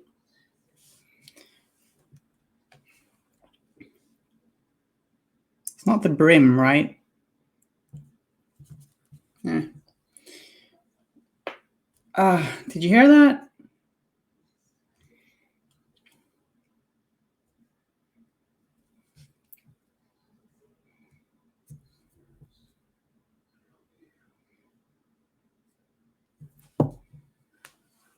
Hatband. That works for me. Thank you. You know, we spoke earlier about painting in different colors into the shadows. Let's do a little bit of purple in these shadows of the coat. Just some subtle purple shadows here and there.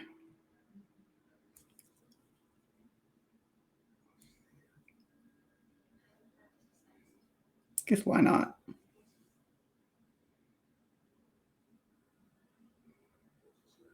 Imagine it gives it a little bit of a interesting depth. It's very subtle, kind of fun.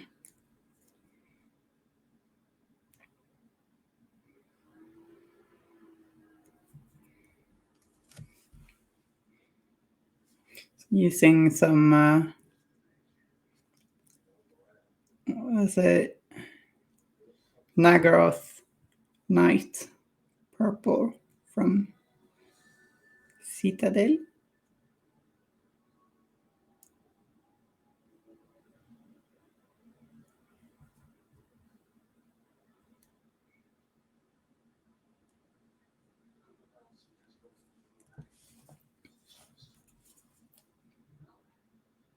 Not going overboard, but doing a little bit of it.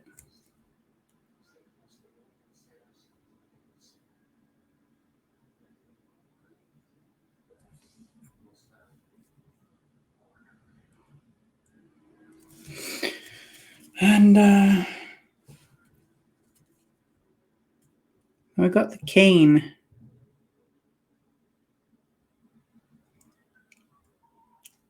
I'm going to use some of that purple mixed with black and shade this detail on the cane like a band going around, and shade underneath.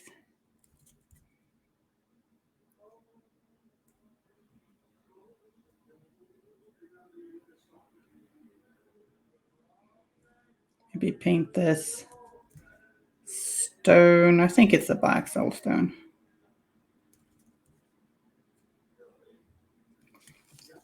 Please tell me if I'm mistaken. The brim, the band, and the crown most of the times.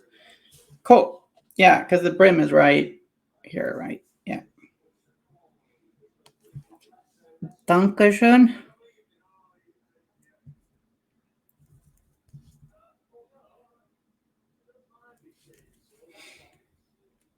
I'm gonna highlight the stone with a mix of like purple and some gray.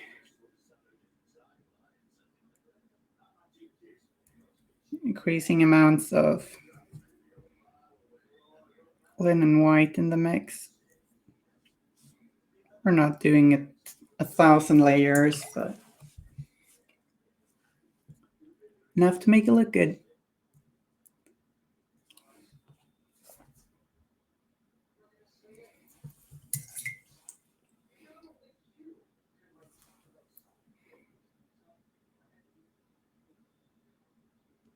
A white dot.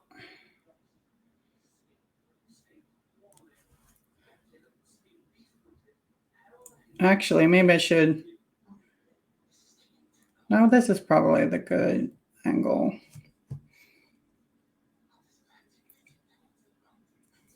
Yeah. Using some light gray, we're highlighting this.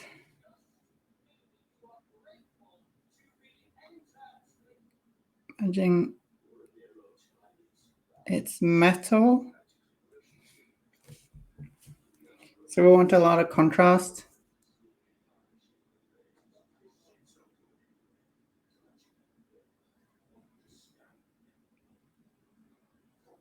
Not the most advanced NMM ever, but we're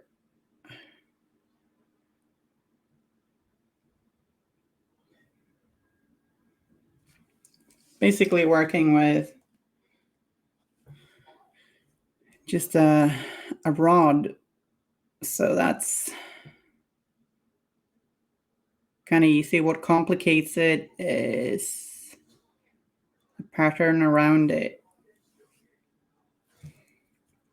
But like I'm no NMM expert whatsoever, but the thing with NMM is you want contrast. Like you want the brightest color to be right beside the darkest ones to make it look like metal. That's how we read something as metallic.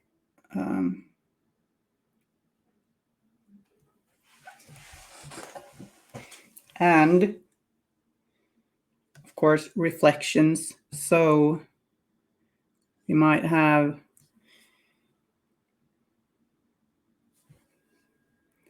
a gray line visible at the bottom, and then some black in between the top highlight and the bottom highlight.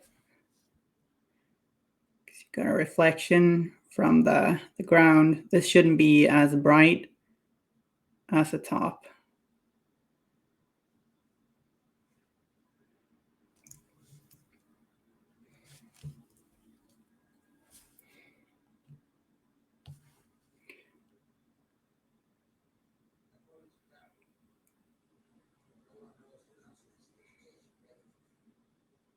You can also, if you want, add like some more earthy tones to the lower reflection and cooler ones to the top one, but we're not doing that now.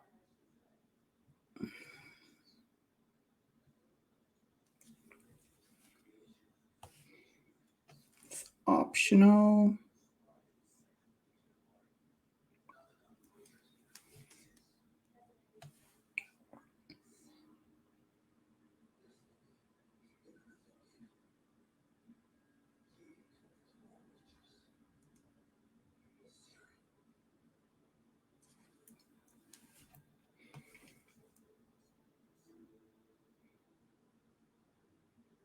And maybe that's obvious, but when I say things like this, you can paint your miniature however you want.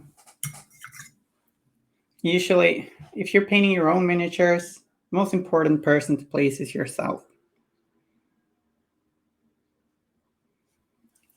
Rules can be broken.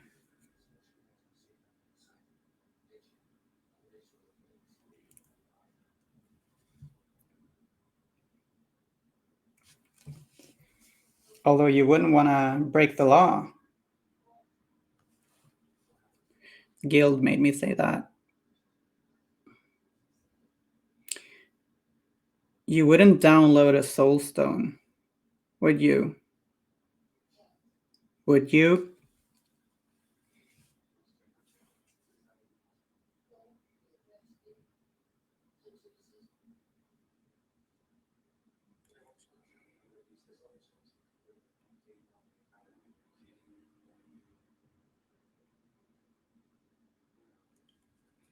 Breaking the law, breaking the law. McBlass, I'm sorry to digress, but my friend loves FFXIV. So Final Fantasy 14 as the multiplayer online game. Shared with me a song sung by that game's version of Titania. And I can only imagine how Malafolk Titania would react to the very childlike, vague, threatening song. Nice, I haven't heard that one. I've heard that it's a very good game, though.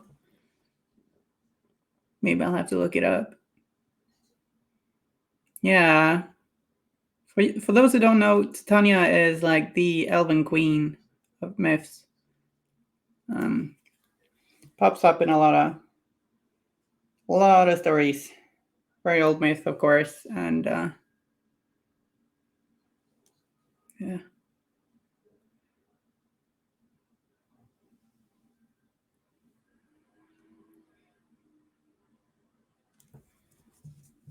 Rules can be broken, so can legs. Always so dark, Spiridine. If anything interesting has happened, I don't know. We painted some NMM. We painted the black soulstone. I think that's black soulstone on his stuff. Again, correct me if I'm wrong. And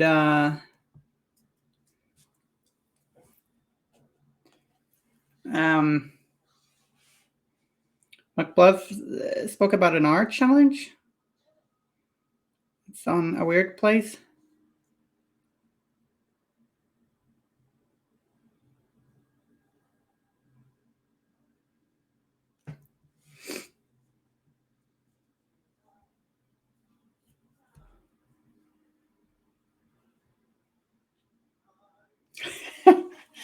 Yeah. 3 cataclysmic events. War spanning 5 galaxies and bagels. Now I want bagels. I don't have bagels. But you know what? I need to go to the bathroom, so we'll have to do a quick little break. I'll be back in like 5 minutes. Take care of each other in the meantime. Promise me. Take care of each other.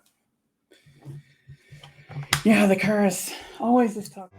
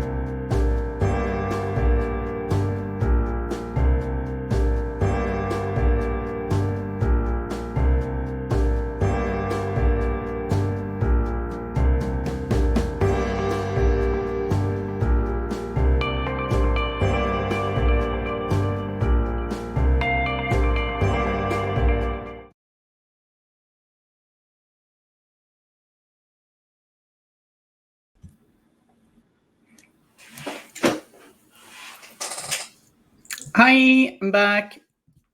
Might have snuck a few nachos out of the kitchen, and yeah, well, that's speaking about food, you know. And thanks for the follower.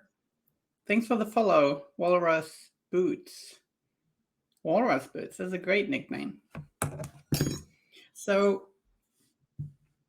I mean, kind of done with Ivan, unless we want to do that. Like, it's got some design on his shoulder and the artwork. Maybe not the most discreet thing to have like a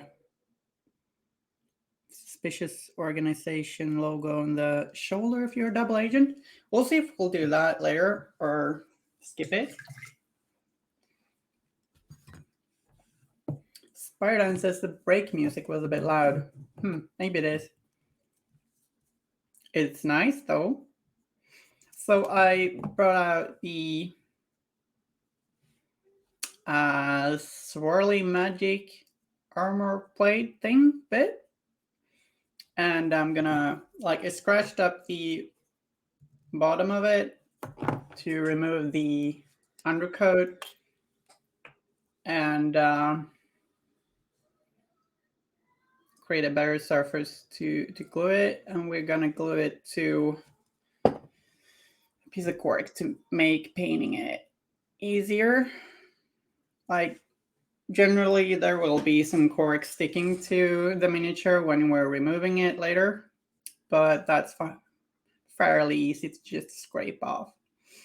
And I like using corks as painting handles. It's nice and cheap. I mean, if you drink wine, you'll get some cork. And they work well. I don't feel the need for a painting handle that's fancy. So this is, as I showed in the beginning, was also zenithal sprayed, zenithal undercoat. And it looks like the swirly shadowy bits, they look kind of good as is, but we'll probably want to work a bit on it to make it look better. And we might want to put more shadows into the recesses of these swirly bits. And yeah,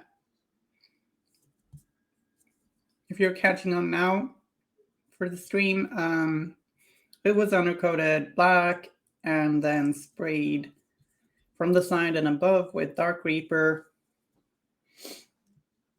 after which I sprayed it from above with Fenrisian Gray. So like a bluish light gray.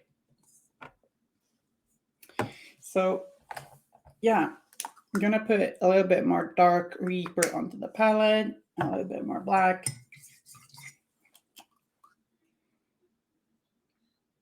Quite a common thing to, a common advice is to not use your fancy brush to bring out food. No, you said food, something to eat. To bring out to bring out paint from your paint pots if you don't have the dropper bottle paint, because you risk getting paint up and into the ferrule. But like, I do it anyway. Do it carefully and it's fine. But I guess it's a good rule to follow. And gonna grab some black paint. A wash would do well in this too, but I'm gonna grab some black paint and do this nice flowing lines the swirly shadows. I'm thinking gray is a good color for them since shadow magic, but you could mix it up, do something different. Disco Smoke, Ivan, that'd be fun. Yeah, I did get something to eat. I numbed a few nachos.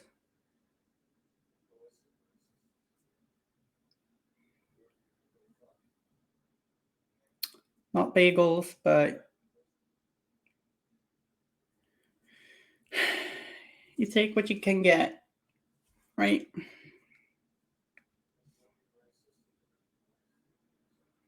But yeah, I ate quite a hefty lunch so that I would be fine during the stream. So I'm fine. Just really like eating.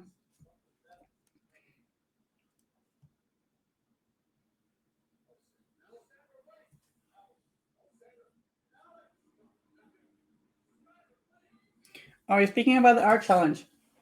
Yeah, look that up too, and the prompts are really fun. So McBluff has shared an art challenge on a workplace with a few different prompts. Like there's no time limit, and you can use whatever medium you want. It's a little community art challenge, and the prompts are um, Malifaux Dog Park, design a Faded, which is a Through the Breach role-playing game character, 2 masters, henchmen, or enforcers on a date, masters in the morning. I really like that one. Character crossover, take a character from a show, comic book, etc., and imagine them in Malifaux, and untapped potential. So some really fun art prompts. I really want to do something with that. I hope I'll find the time. I'll have to make time.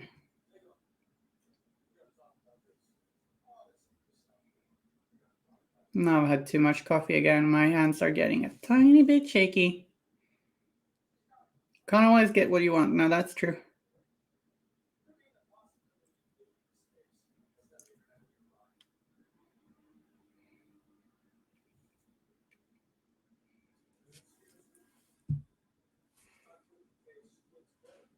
Yeah, I'm out of a dog park.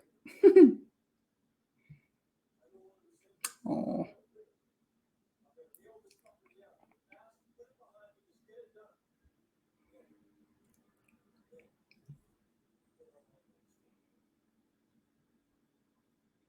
Imagine McMorning's there.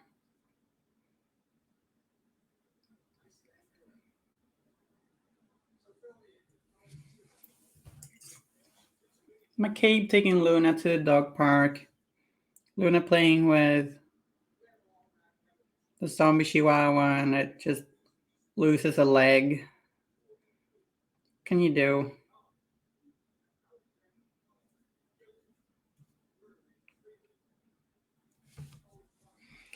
I was good as boy.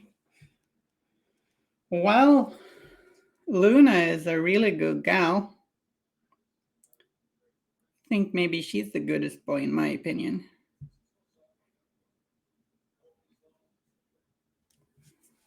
It's just a really good one.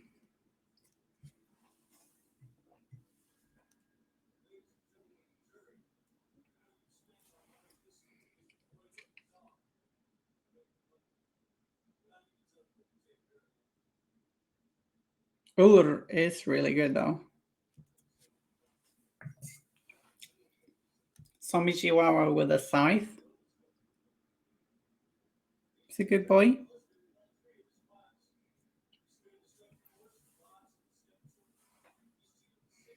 Penelope. Yeah, see, I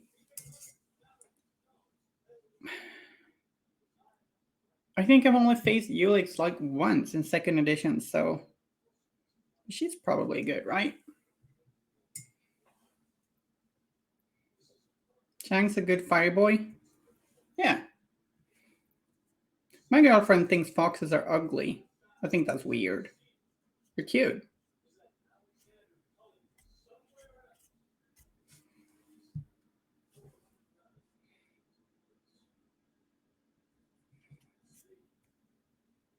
Rogue Necro is probably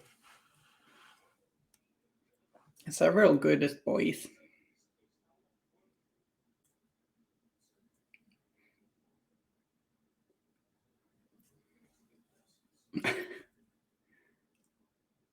They do make some pretty annoying sounds.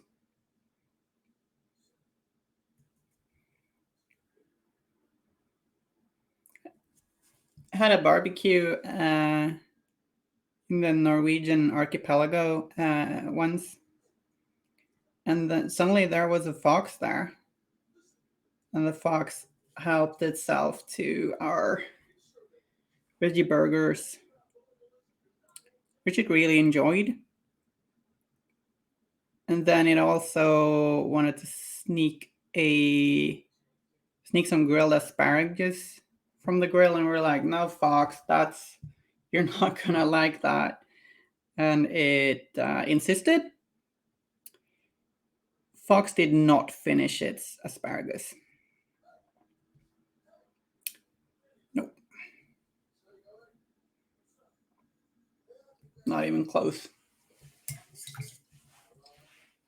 Sophie's a very good one. Yeah. I'm not sure I have. Cute fox.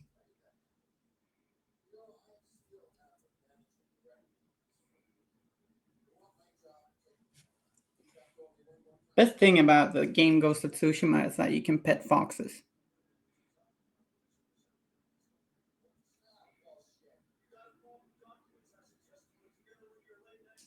If you play Red Dead Redemption, you gotta pet every fox. A dog, I mean. I don't think you can pet foxes. You can shoot them.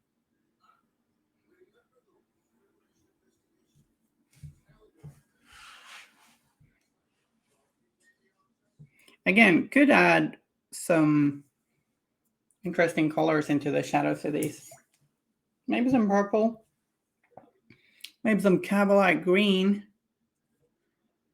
If you know what I mean.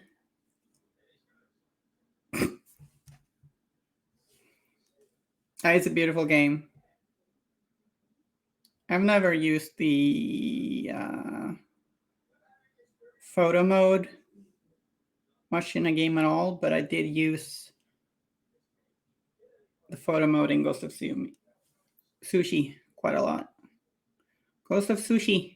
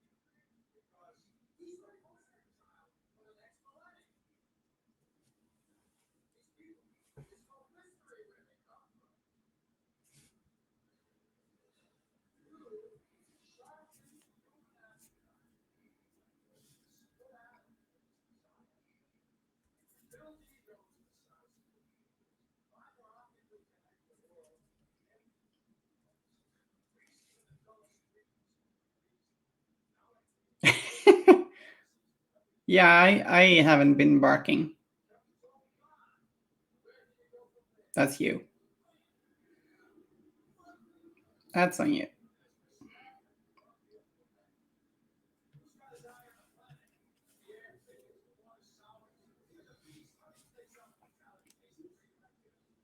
Me, I have a cat, as you know, but my sisters have a dog each. One of them's got a golden retriever, which, due to pandemic reasons, I haven't met. I live in Scotland. And the other has a Berner Center. huge one. Or a huge breed. I don't think it's huge for a burner center.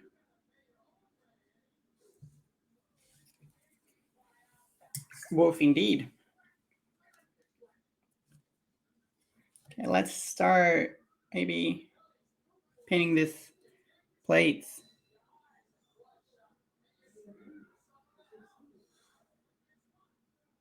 They look pretty worn and there's some scratchy detail on it, so that's nice. Maybe we'll do some sort of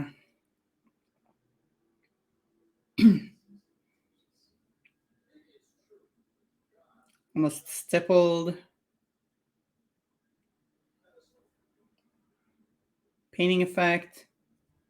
Should probably do them in some different metals too, right?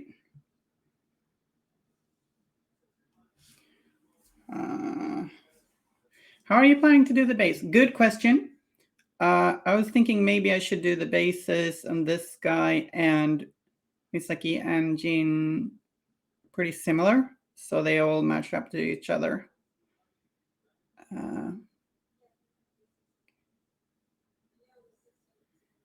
And whomever's gonna end up owning these, I don't mind if you change up the bases to match your miniatures you already got, but I cannot not base them.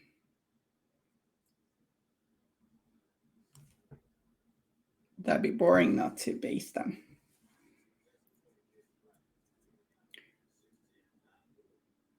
But so yeah, Misaki got a pretty toned down base with some sand or earth texture and some tufts and some autumn color shrubbery. We're gonna have to differentiate. Like I'm currently painting these with the same paint, same kind of hue as the shadows, but I think we're gonna work them to be like we're gonna try and make them look like they belong together, but still not the same. I believe that makes any sense. Obviously, we can't make them. They need to be painted, shaded, highlighted differently to show that. I mean, one of them is shadowy smoke or smoky shadow, and the other is, well, metal plates. So it's a fun challenge. This miniature has some different materials. Like it's very clear. Like here we got a whole lot of metal. Here we got a whole lot of fabric. Maybe some leather. And then you got a swirly shadow thing.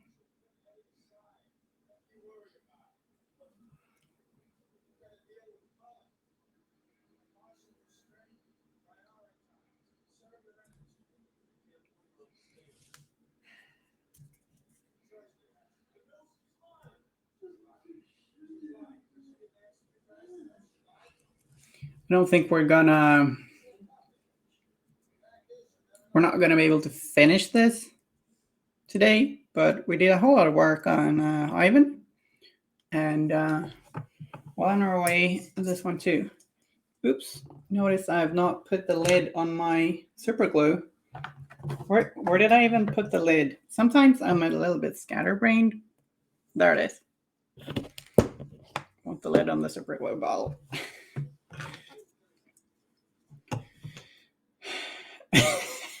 What? Stan, you got some unique ideas. Molly Nakima box, Molly Crook kind of pure beach water base, Nakima is pumpkin field base. Standing on a pumpkin in the middle of the ocean. That's brilliant. I mean, you could just do magnets and do two bases, but I like your idea better. Floating rotten pumpkin. Yes.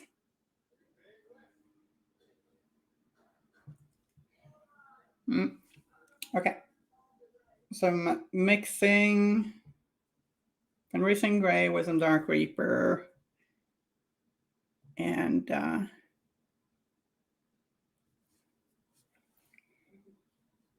gonna do a second highlight. So we're focusing the highlights on the lower parts of these, and like we're gonna want a really sharp highlight up top, followed by black, and then a gradient of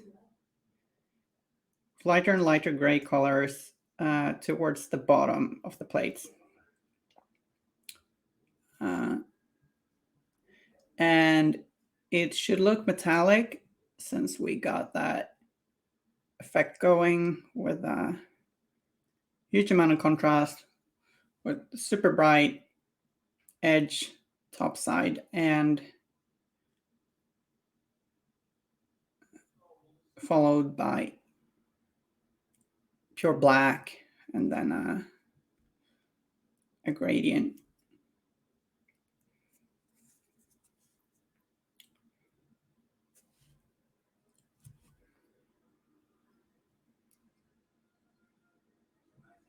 We'll get more light on these plates top side naturally.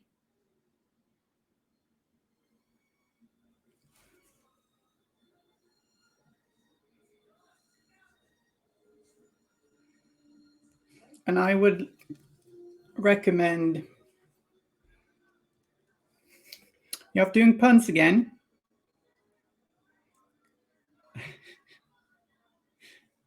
I would recommend painting downwards because generally when you're doing a brush stroke, most of the paint, if your brush is wet, most of the paint is gonna collect at the end of the brush stroke. That's where it's gonna be the most saturated paint.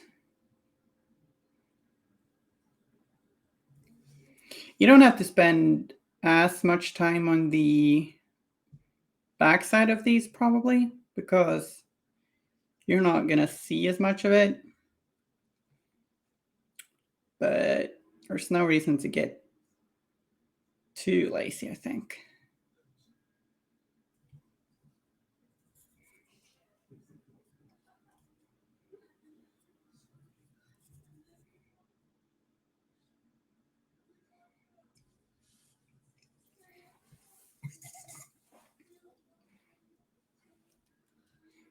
A gradient.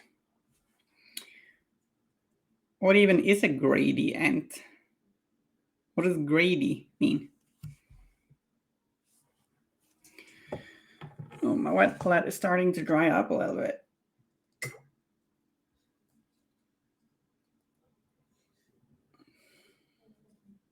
We can't have that.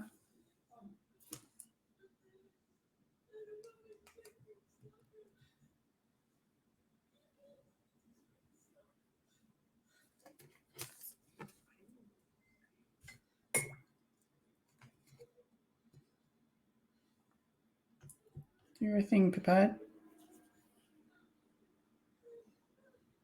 There we go. It's better. If you don't have a wet palette, you haven't tried it, really recommend getting one. It is so nice to have when painting. You can't, like, once you start using a wet palette, I feel it's difficult to go back. Although then maybe that's a bad thing if you become dependent on it. No, but it's a really good tool. So I'm using Fenrisian Gray to highlight the tops of these squares. Like, actually all of the edges, really.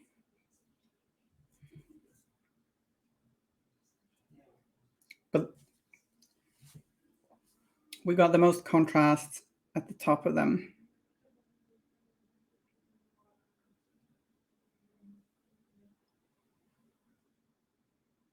Since that's where we got the black, might have to fill in that black a little bit later. Can also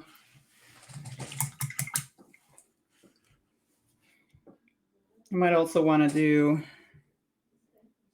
some racing gray for the scratches. And like if there's a scratch that you want to highlight the area right underneath the scratch. So like you want the scratch dark, the indentation, and then you put the bright color just underneath it, like on the edge of the scratch. That makes sense. So we got like try and identify, sometimes it's not super obvious, but like you got a scratch here running there, then we'll paint a scratch just below that. Because that's where the light would fall. I wouldn't paint on both sides of them, just do a thin line below. And if they're vertical, try and see which one is, like if it's tilted in any way.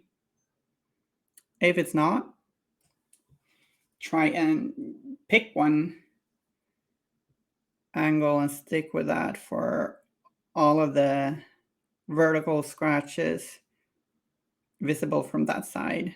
Like try to pick one angle, and that's probably the best way to do it, I think.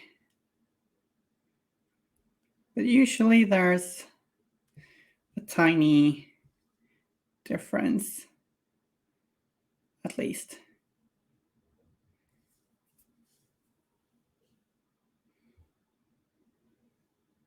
We're later gonna go back and paint some white in some places to really make, like the corners maybe, really make them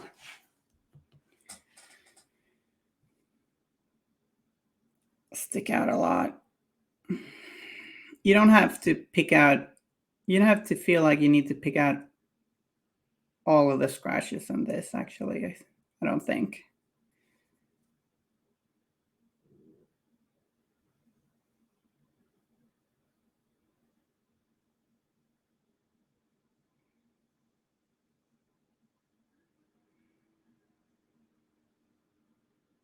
And sometimes you can just feel like, no, I wanted a scratch there. Just paint it there. You don't need to follow the sculpt like that. You can, some scratches will be more superficial, so you can just assume it's not really, it's pretty 2D.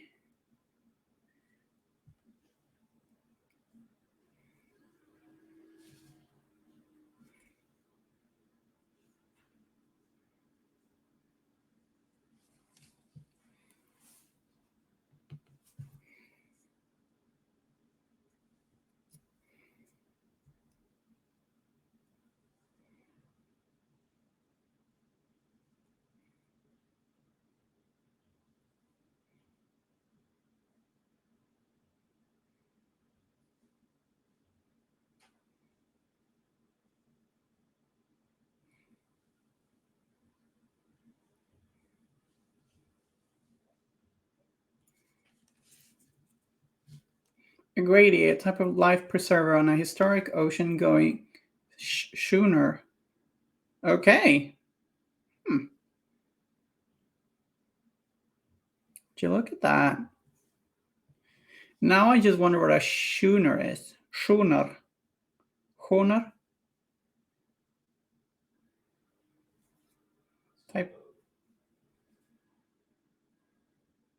Type of boat, I guess, yeah?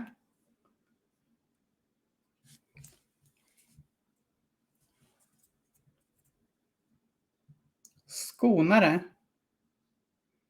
Okay, that doesn't. There's the Swedish word for it too. Okay. I don't have a lot of knowledge about this kind of thing. Read no. None. Nada. Are you underneath there, said Game? Suddenly felt a paw poking my foot.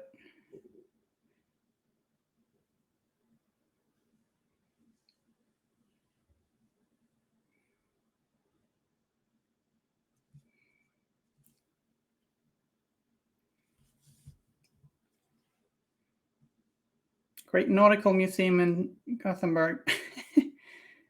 I'm sorry. Sorry for not being Ron Swanson.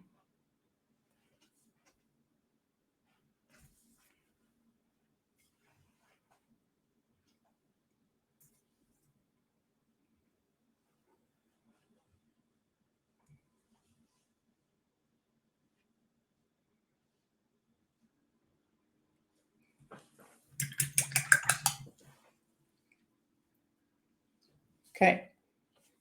Just a little bit of white. And we can pick out these corners. This is kind of satisfying, actually. Like, I don't do a lot of NMM, but it can be pretty satisfying. And these are all pretty much the same shape, so it's not super. I mean, it's pretty simple, kind of, in my opinion. If you find it difficult, then that's fine.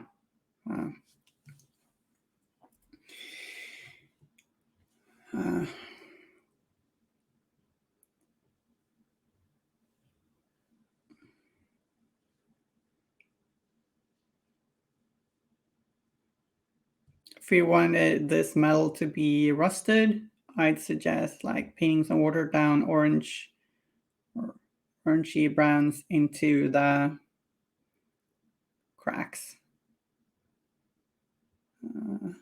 scratches.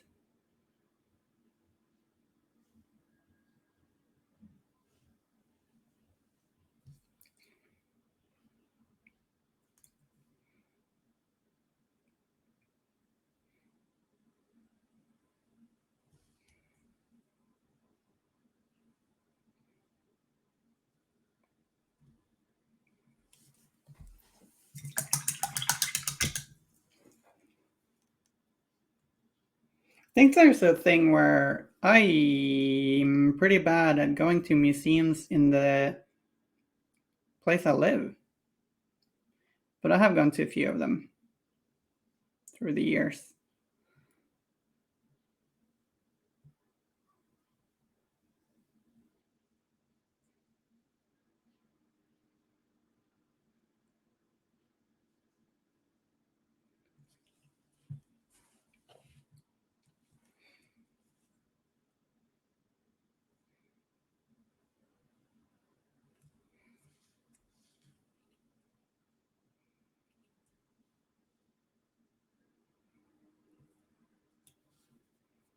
It's pretty satisfying to like make this very bright spots.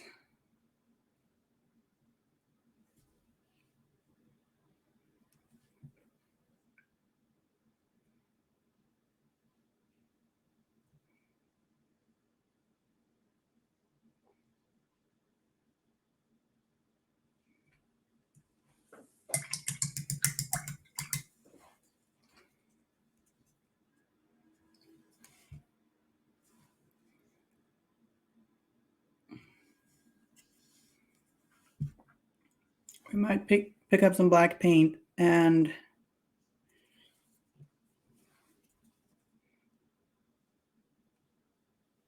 sort of refill the top areas is some of them with black.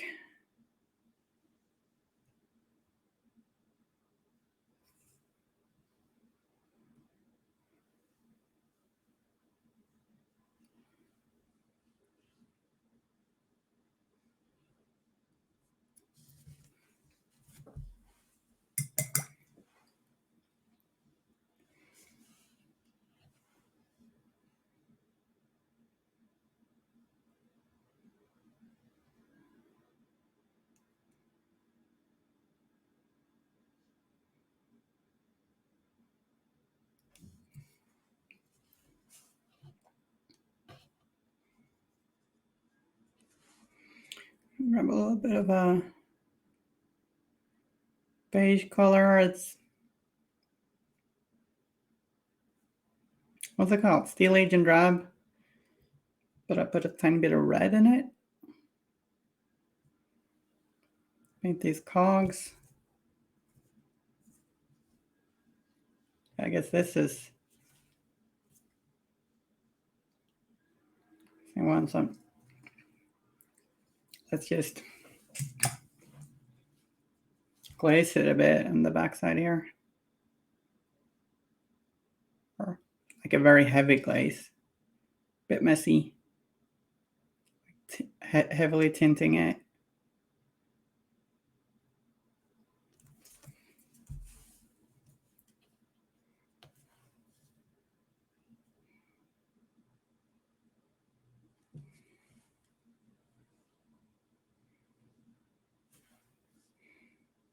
And then adding some black and a little bit of red to shade this. Like a thin line on this cog, wheel, and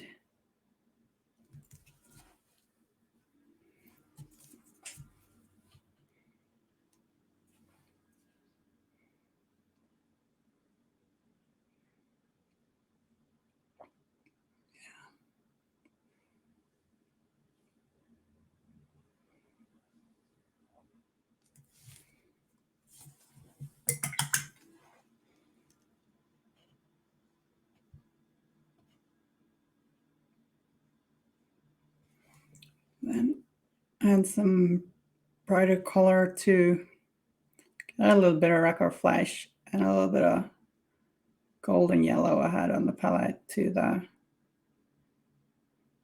Steel Agent Drab for a highlight.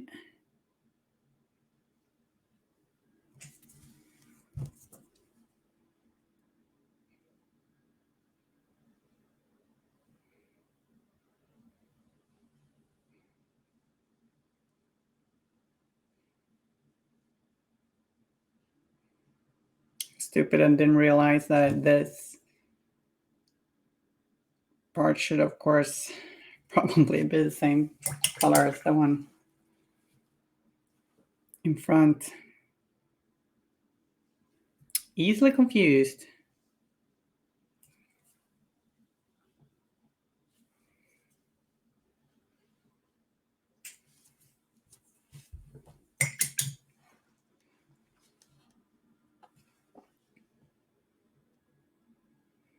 Picking out the rivets, like the top of them with a little bit of white paint.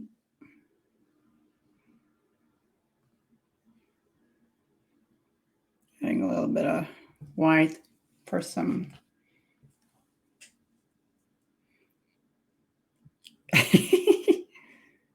yeah, for some shiny highlights on the cogs. Spiridine says, easily confused. That could be the title of my autobiography. Same, I feel. And easily distracted at times.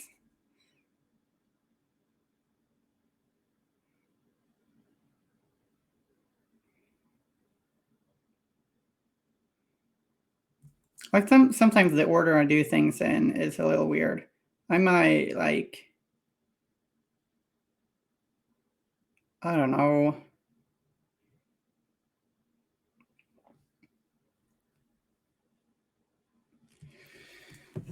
Might sit there painting something, having put on only one sock and not the other sock.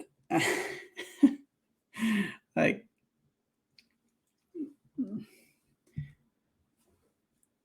just put on the second sock. God.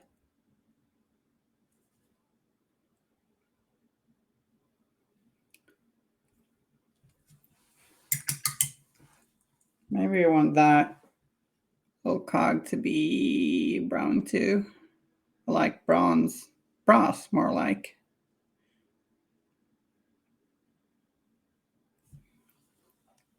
And I suppose, like, we could. One neat little thing you could do is you can glaze a little bit of that color onto the steel plate beside it as a simple reflection.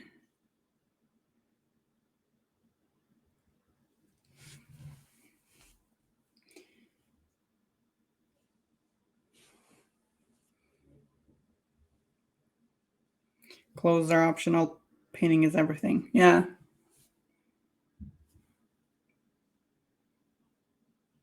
It's fine to have just one sock on. I actually painted Nelly with odd socks. The first Nelly model. She got like one white and one red sock. Just felt very Nelly to me.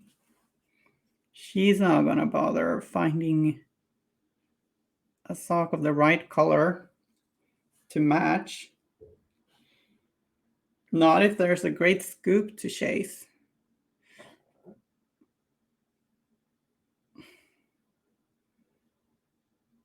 Right?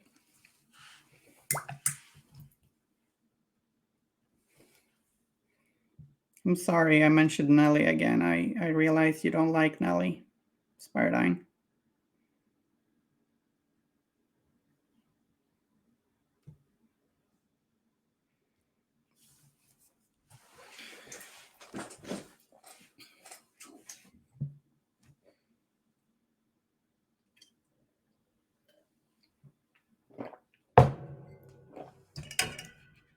Sorry. Punch the camera.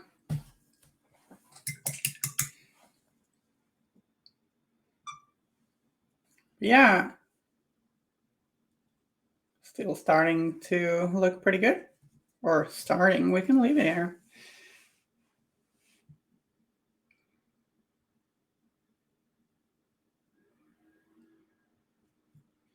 Cool. Don't have a whole lot of time left on the stream, but we can do a few brush strokes on smoke, shadows, swirly bits.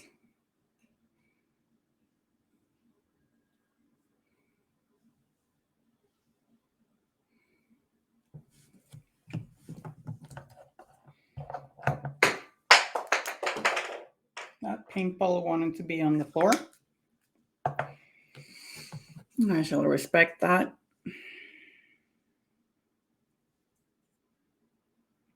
How's it gone with the Nephilim painting?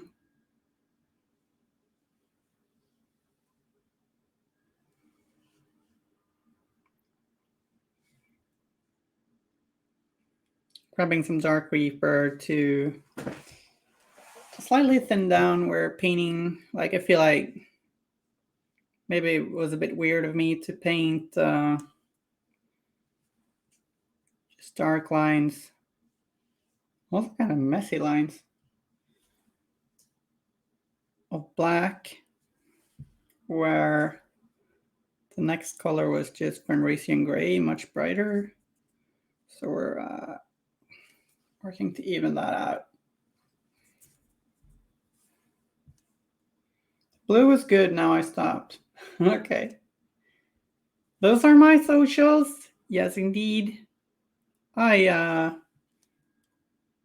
have not done much on my YouTube channel for ages, but I was gonna do that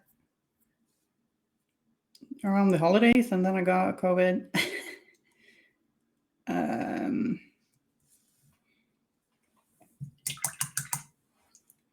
Actually, there might be more content there.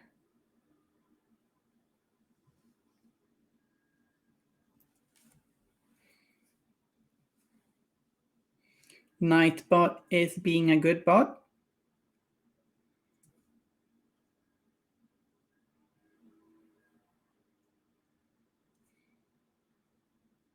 Maybe the goodest bot. I don't know.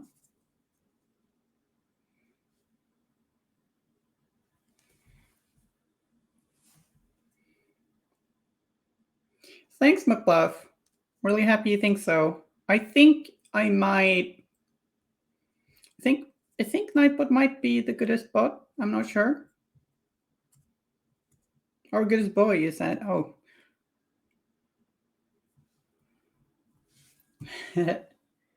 Yeah, I think I might highlight this shadow in some places a little warmer, maybe, to make it a little bit more interesting.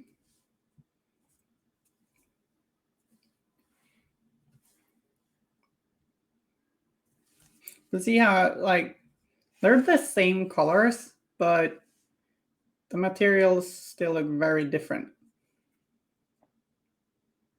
because of how we painted them. But I still feel like I might want to deviate from that same color scheme for hashtag shadow smoke.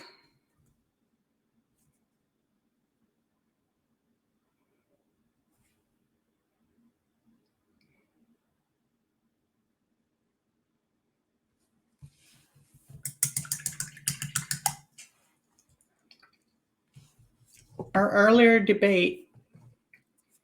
Oh, yeah. About the goodest.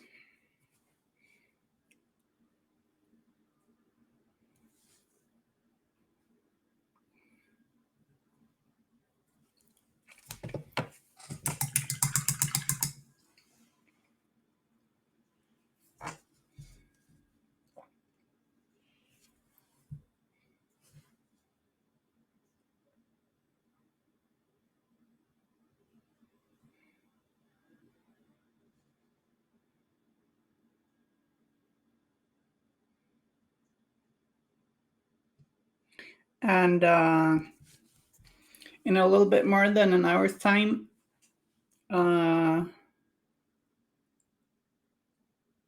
we'll have Haunted painting Big Brain Bren from the Bayou faction. The genius with a mole rat pet and strange card tricks. It's time to take over the world and such. So yeah, if you want more painting goodness, tune into this channel in 65 minutes for Ashenhold, Big Brain Bren, Animal Rat. Who'd want to miss that?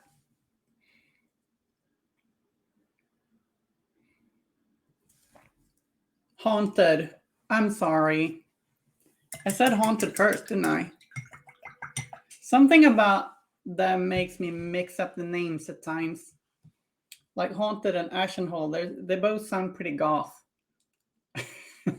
Or gothic, you know? But yeah, Haunted's the one who's going to be painting Big Brain Bryn and that lovely mole rat. Yeah, thanks a lot for today. We got pretty far. This is not bad for 3 hours work, right? Realize the picture's inverted. Huh.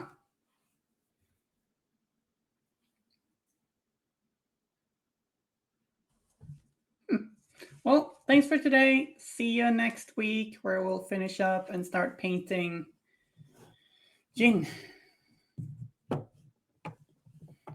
Bye.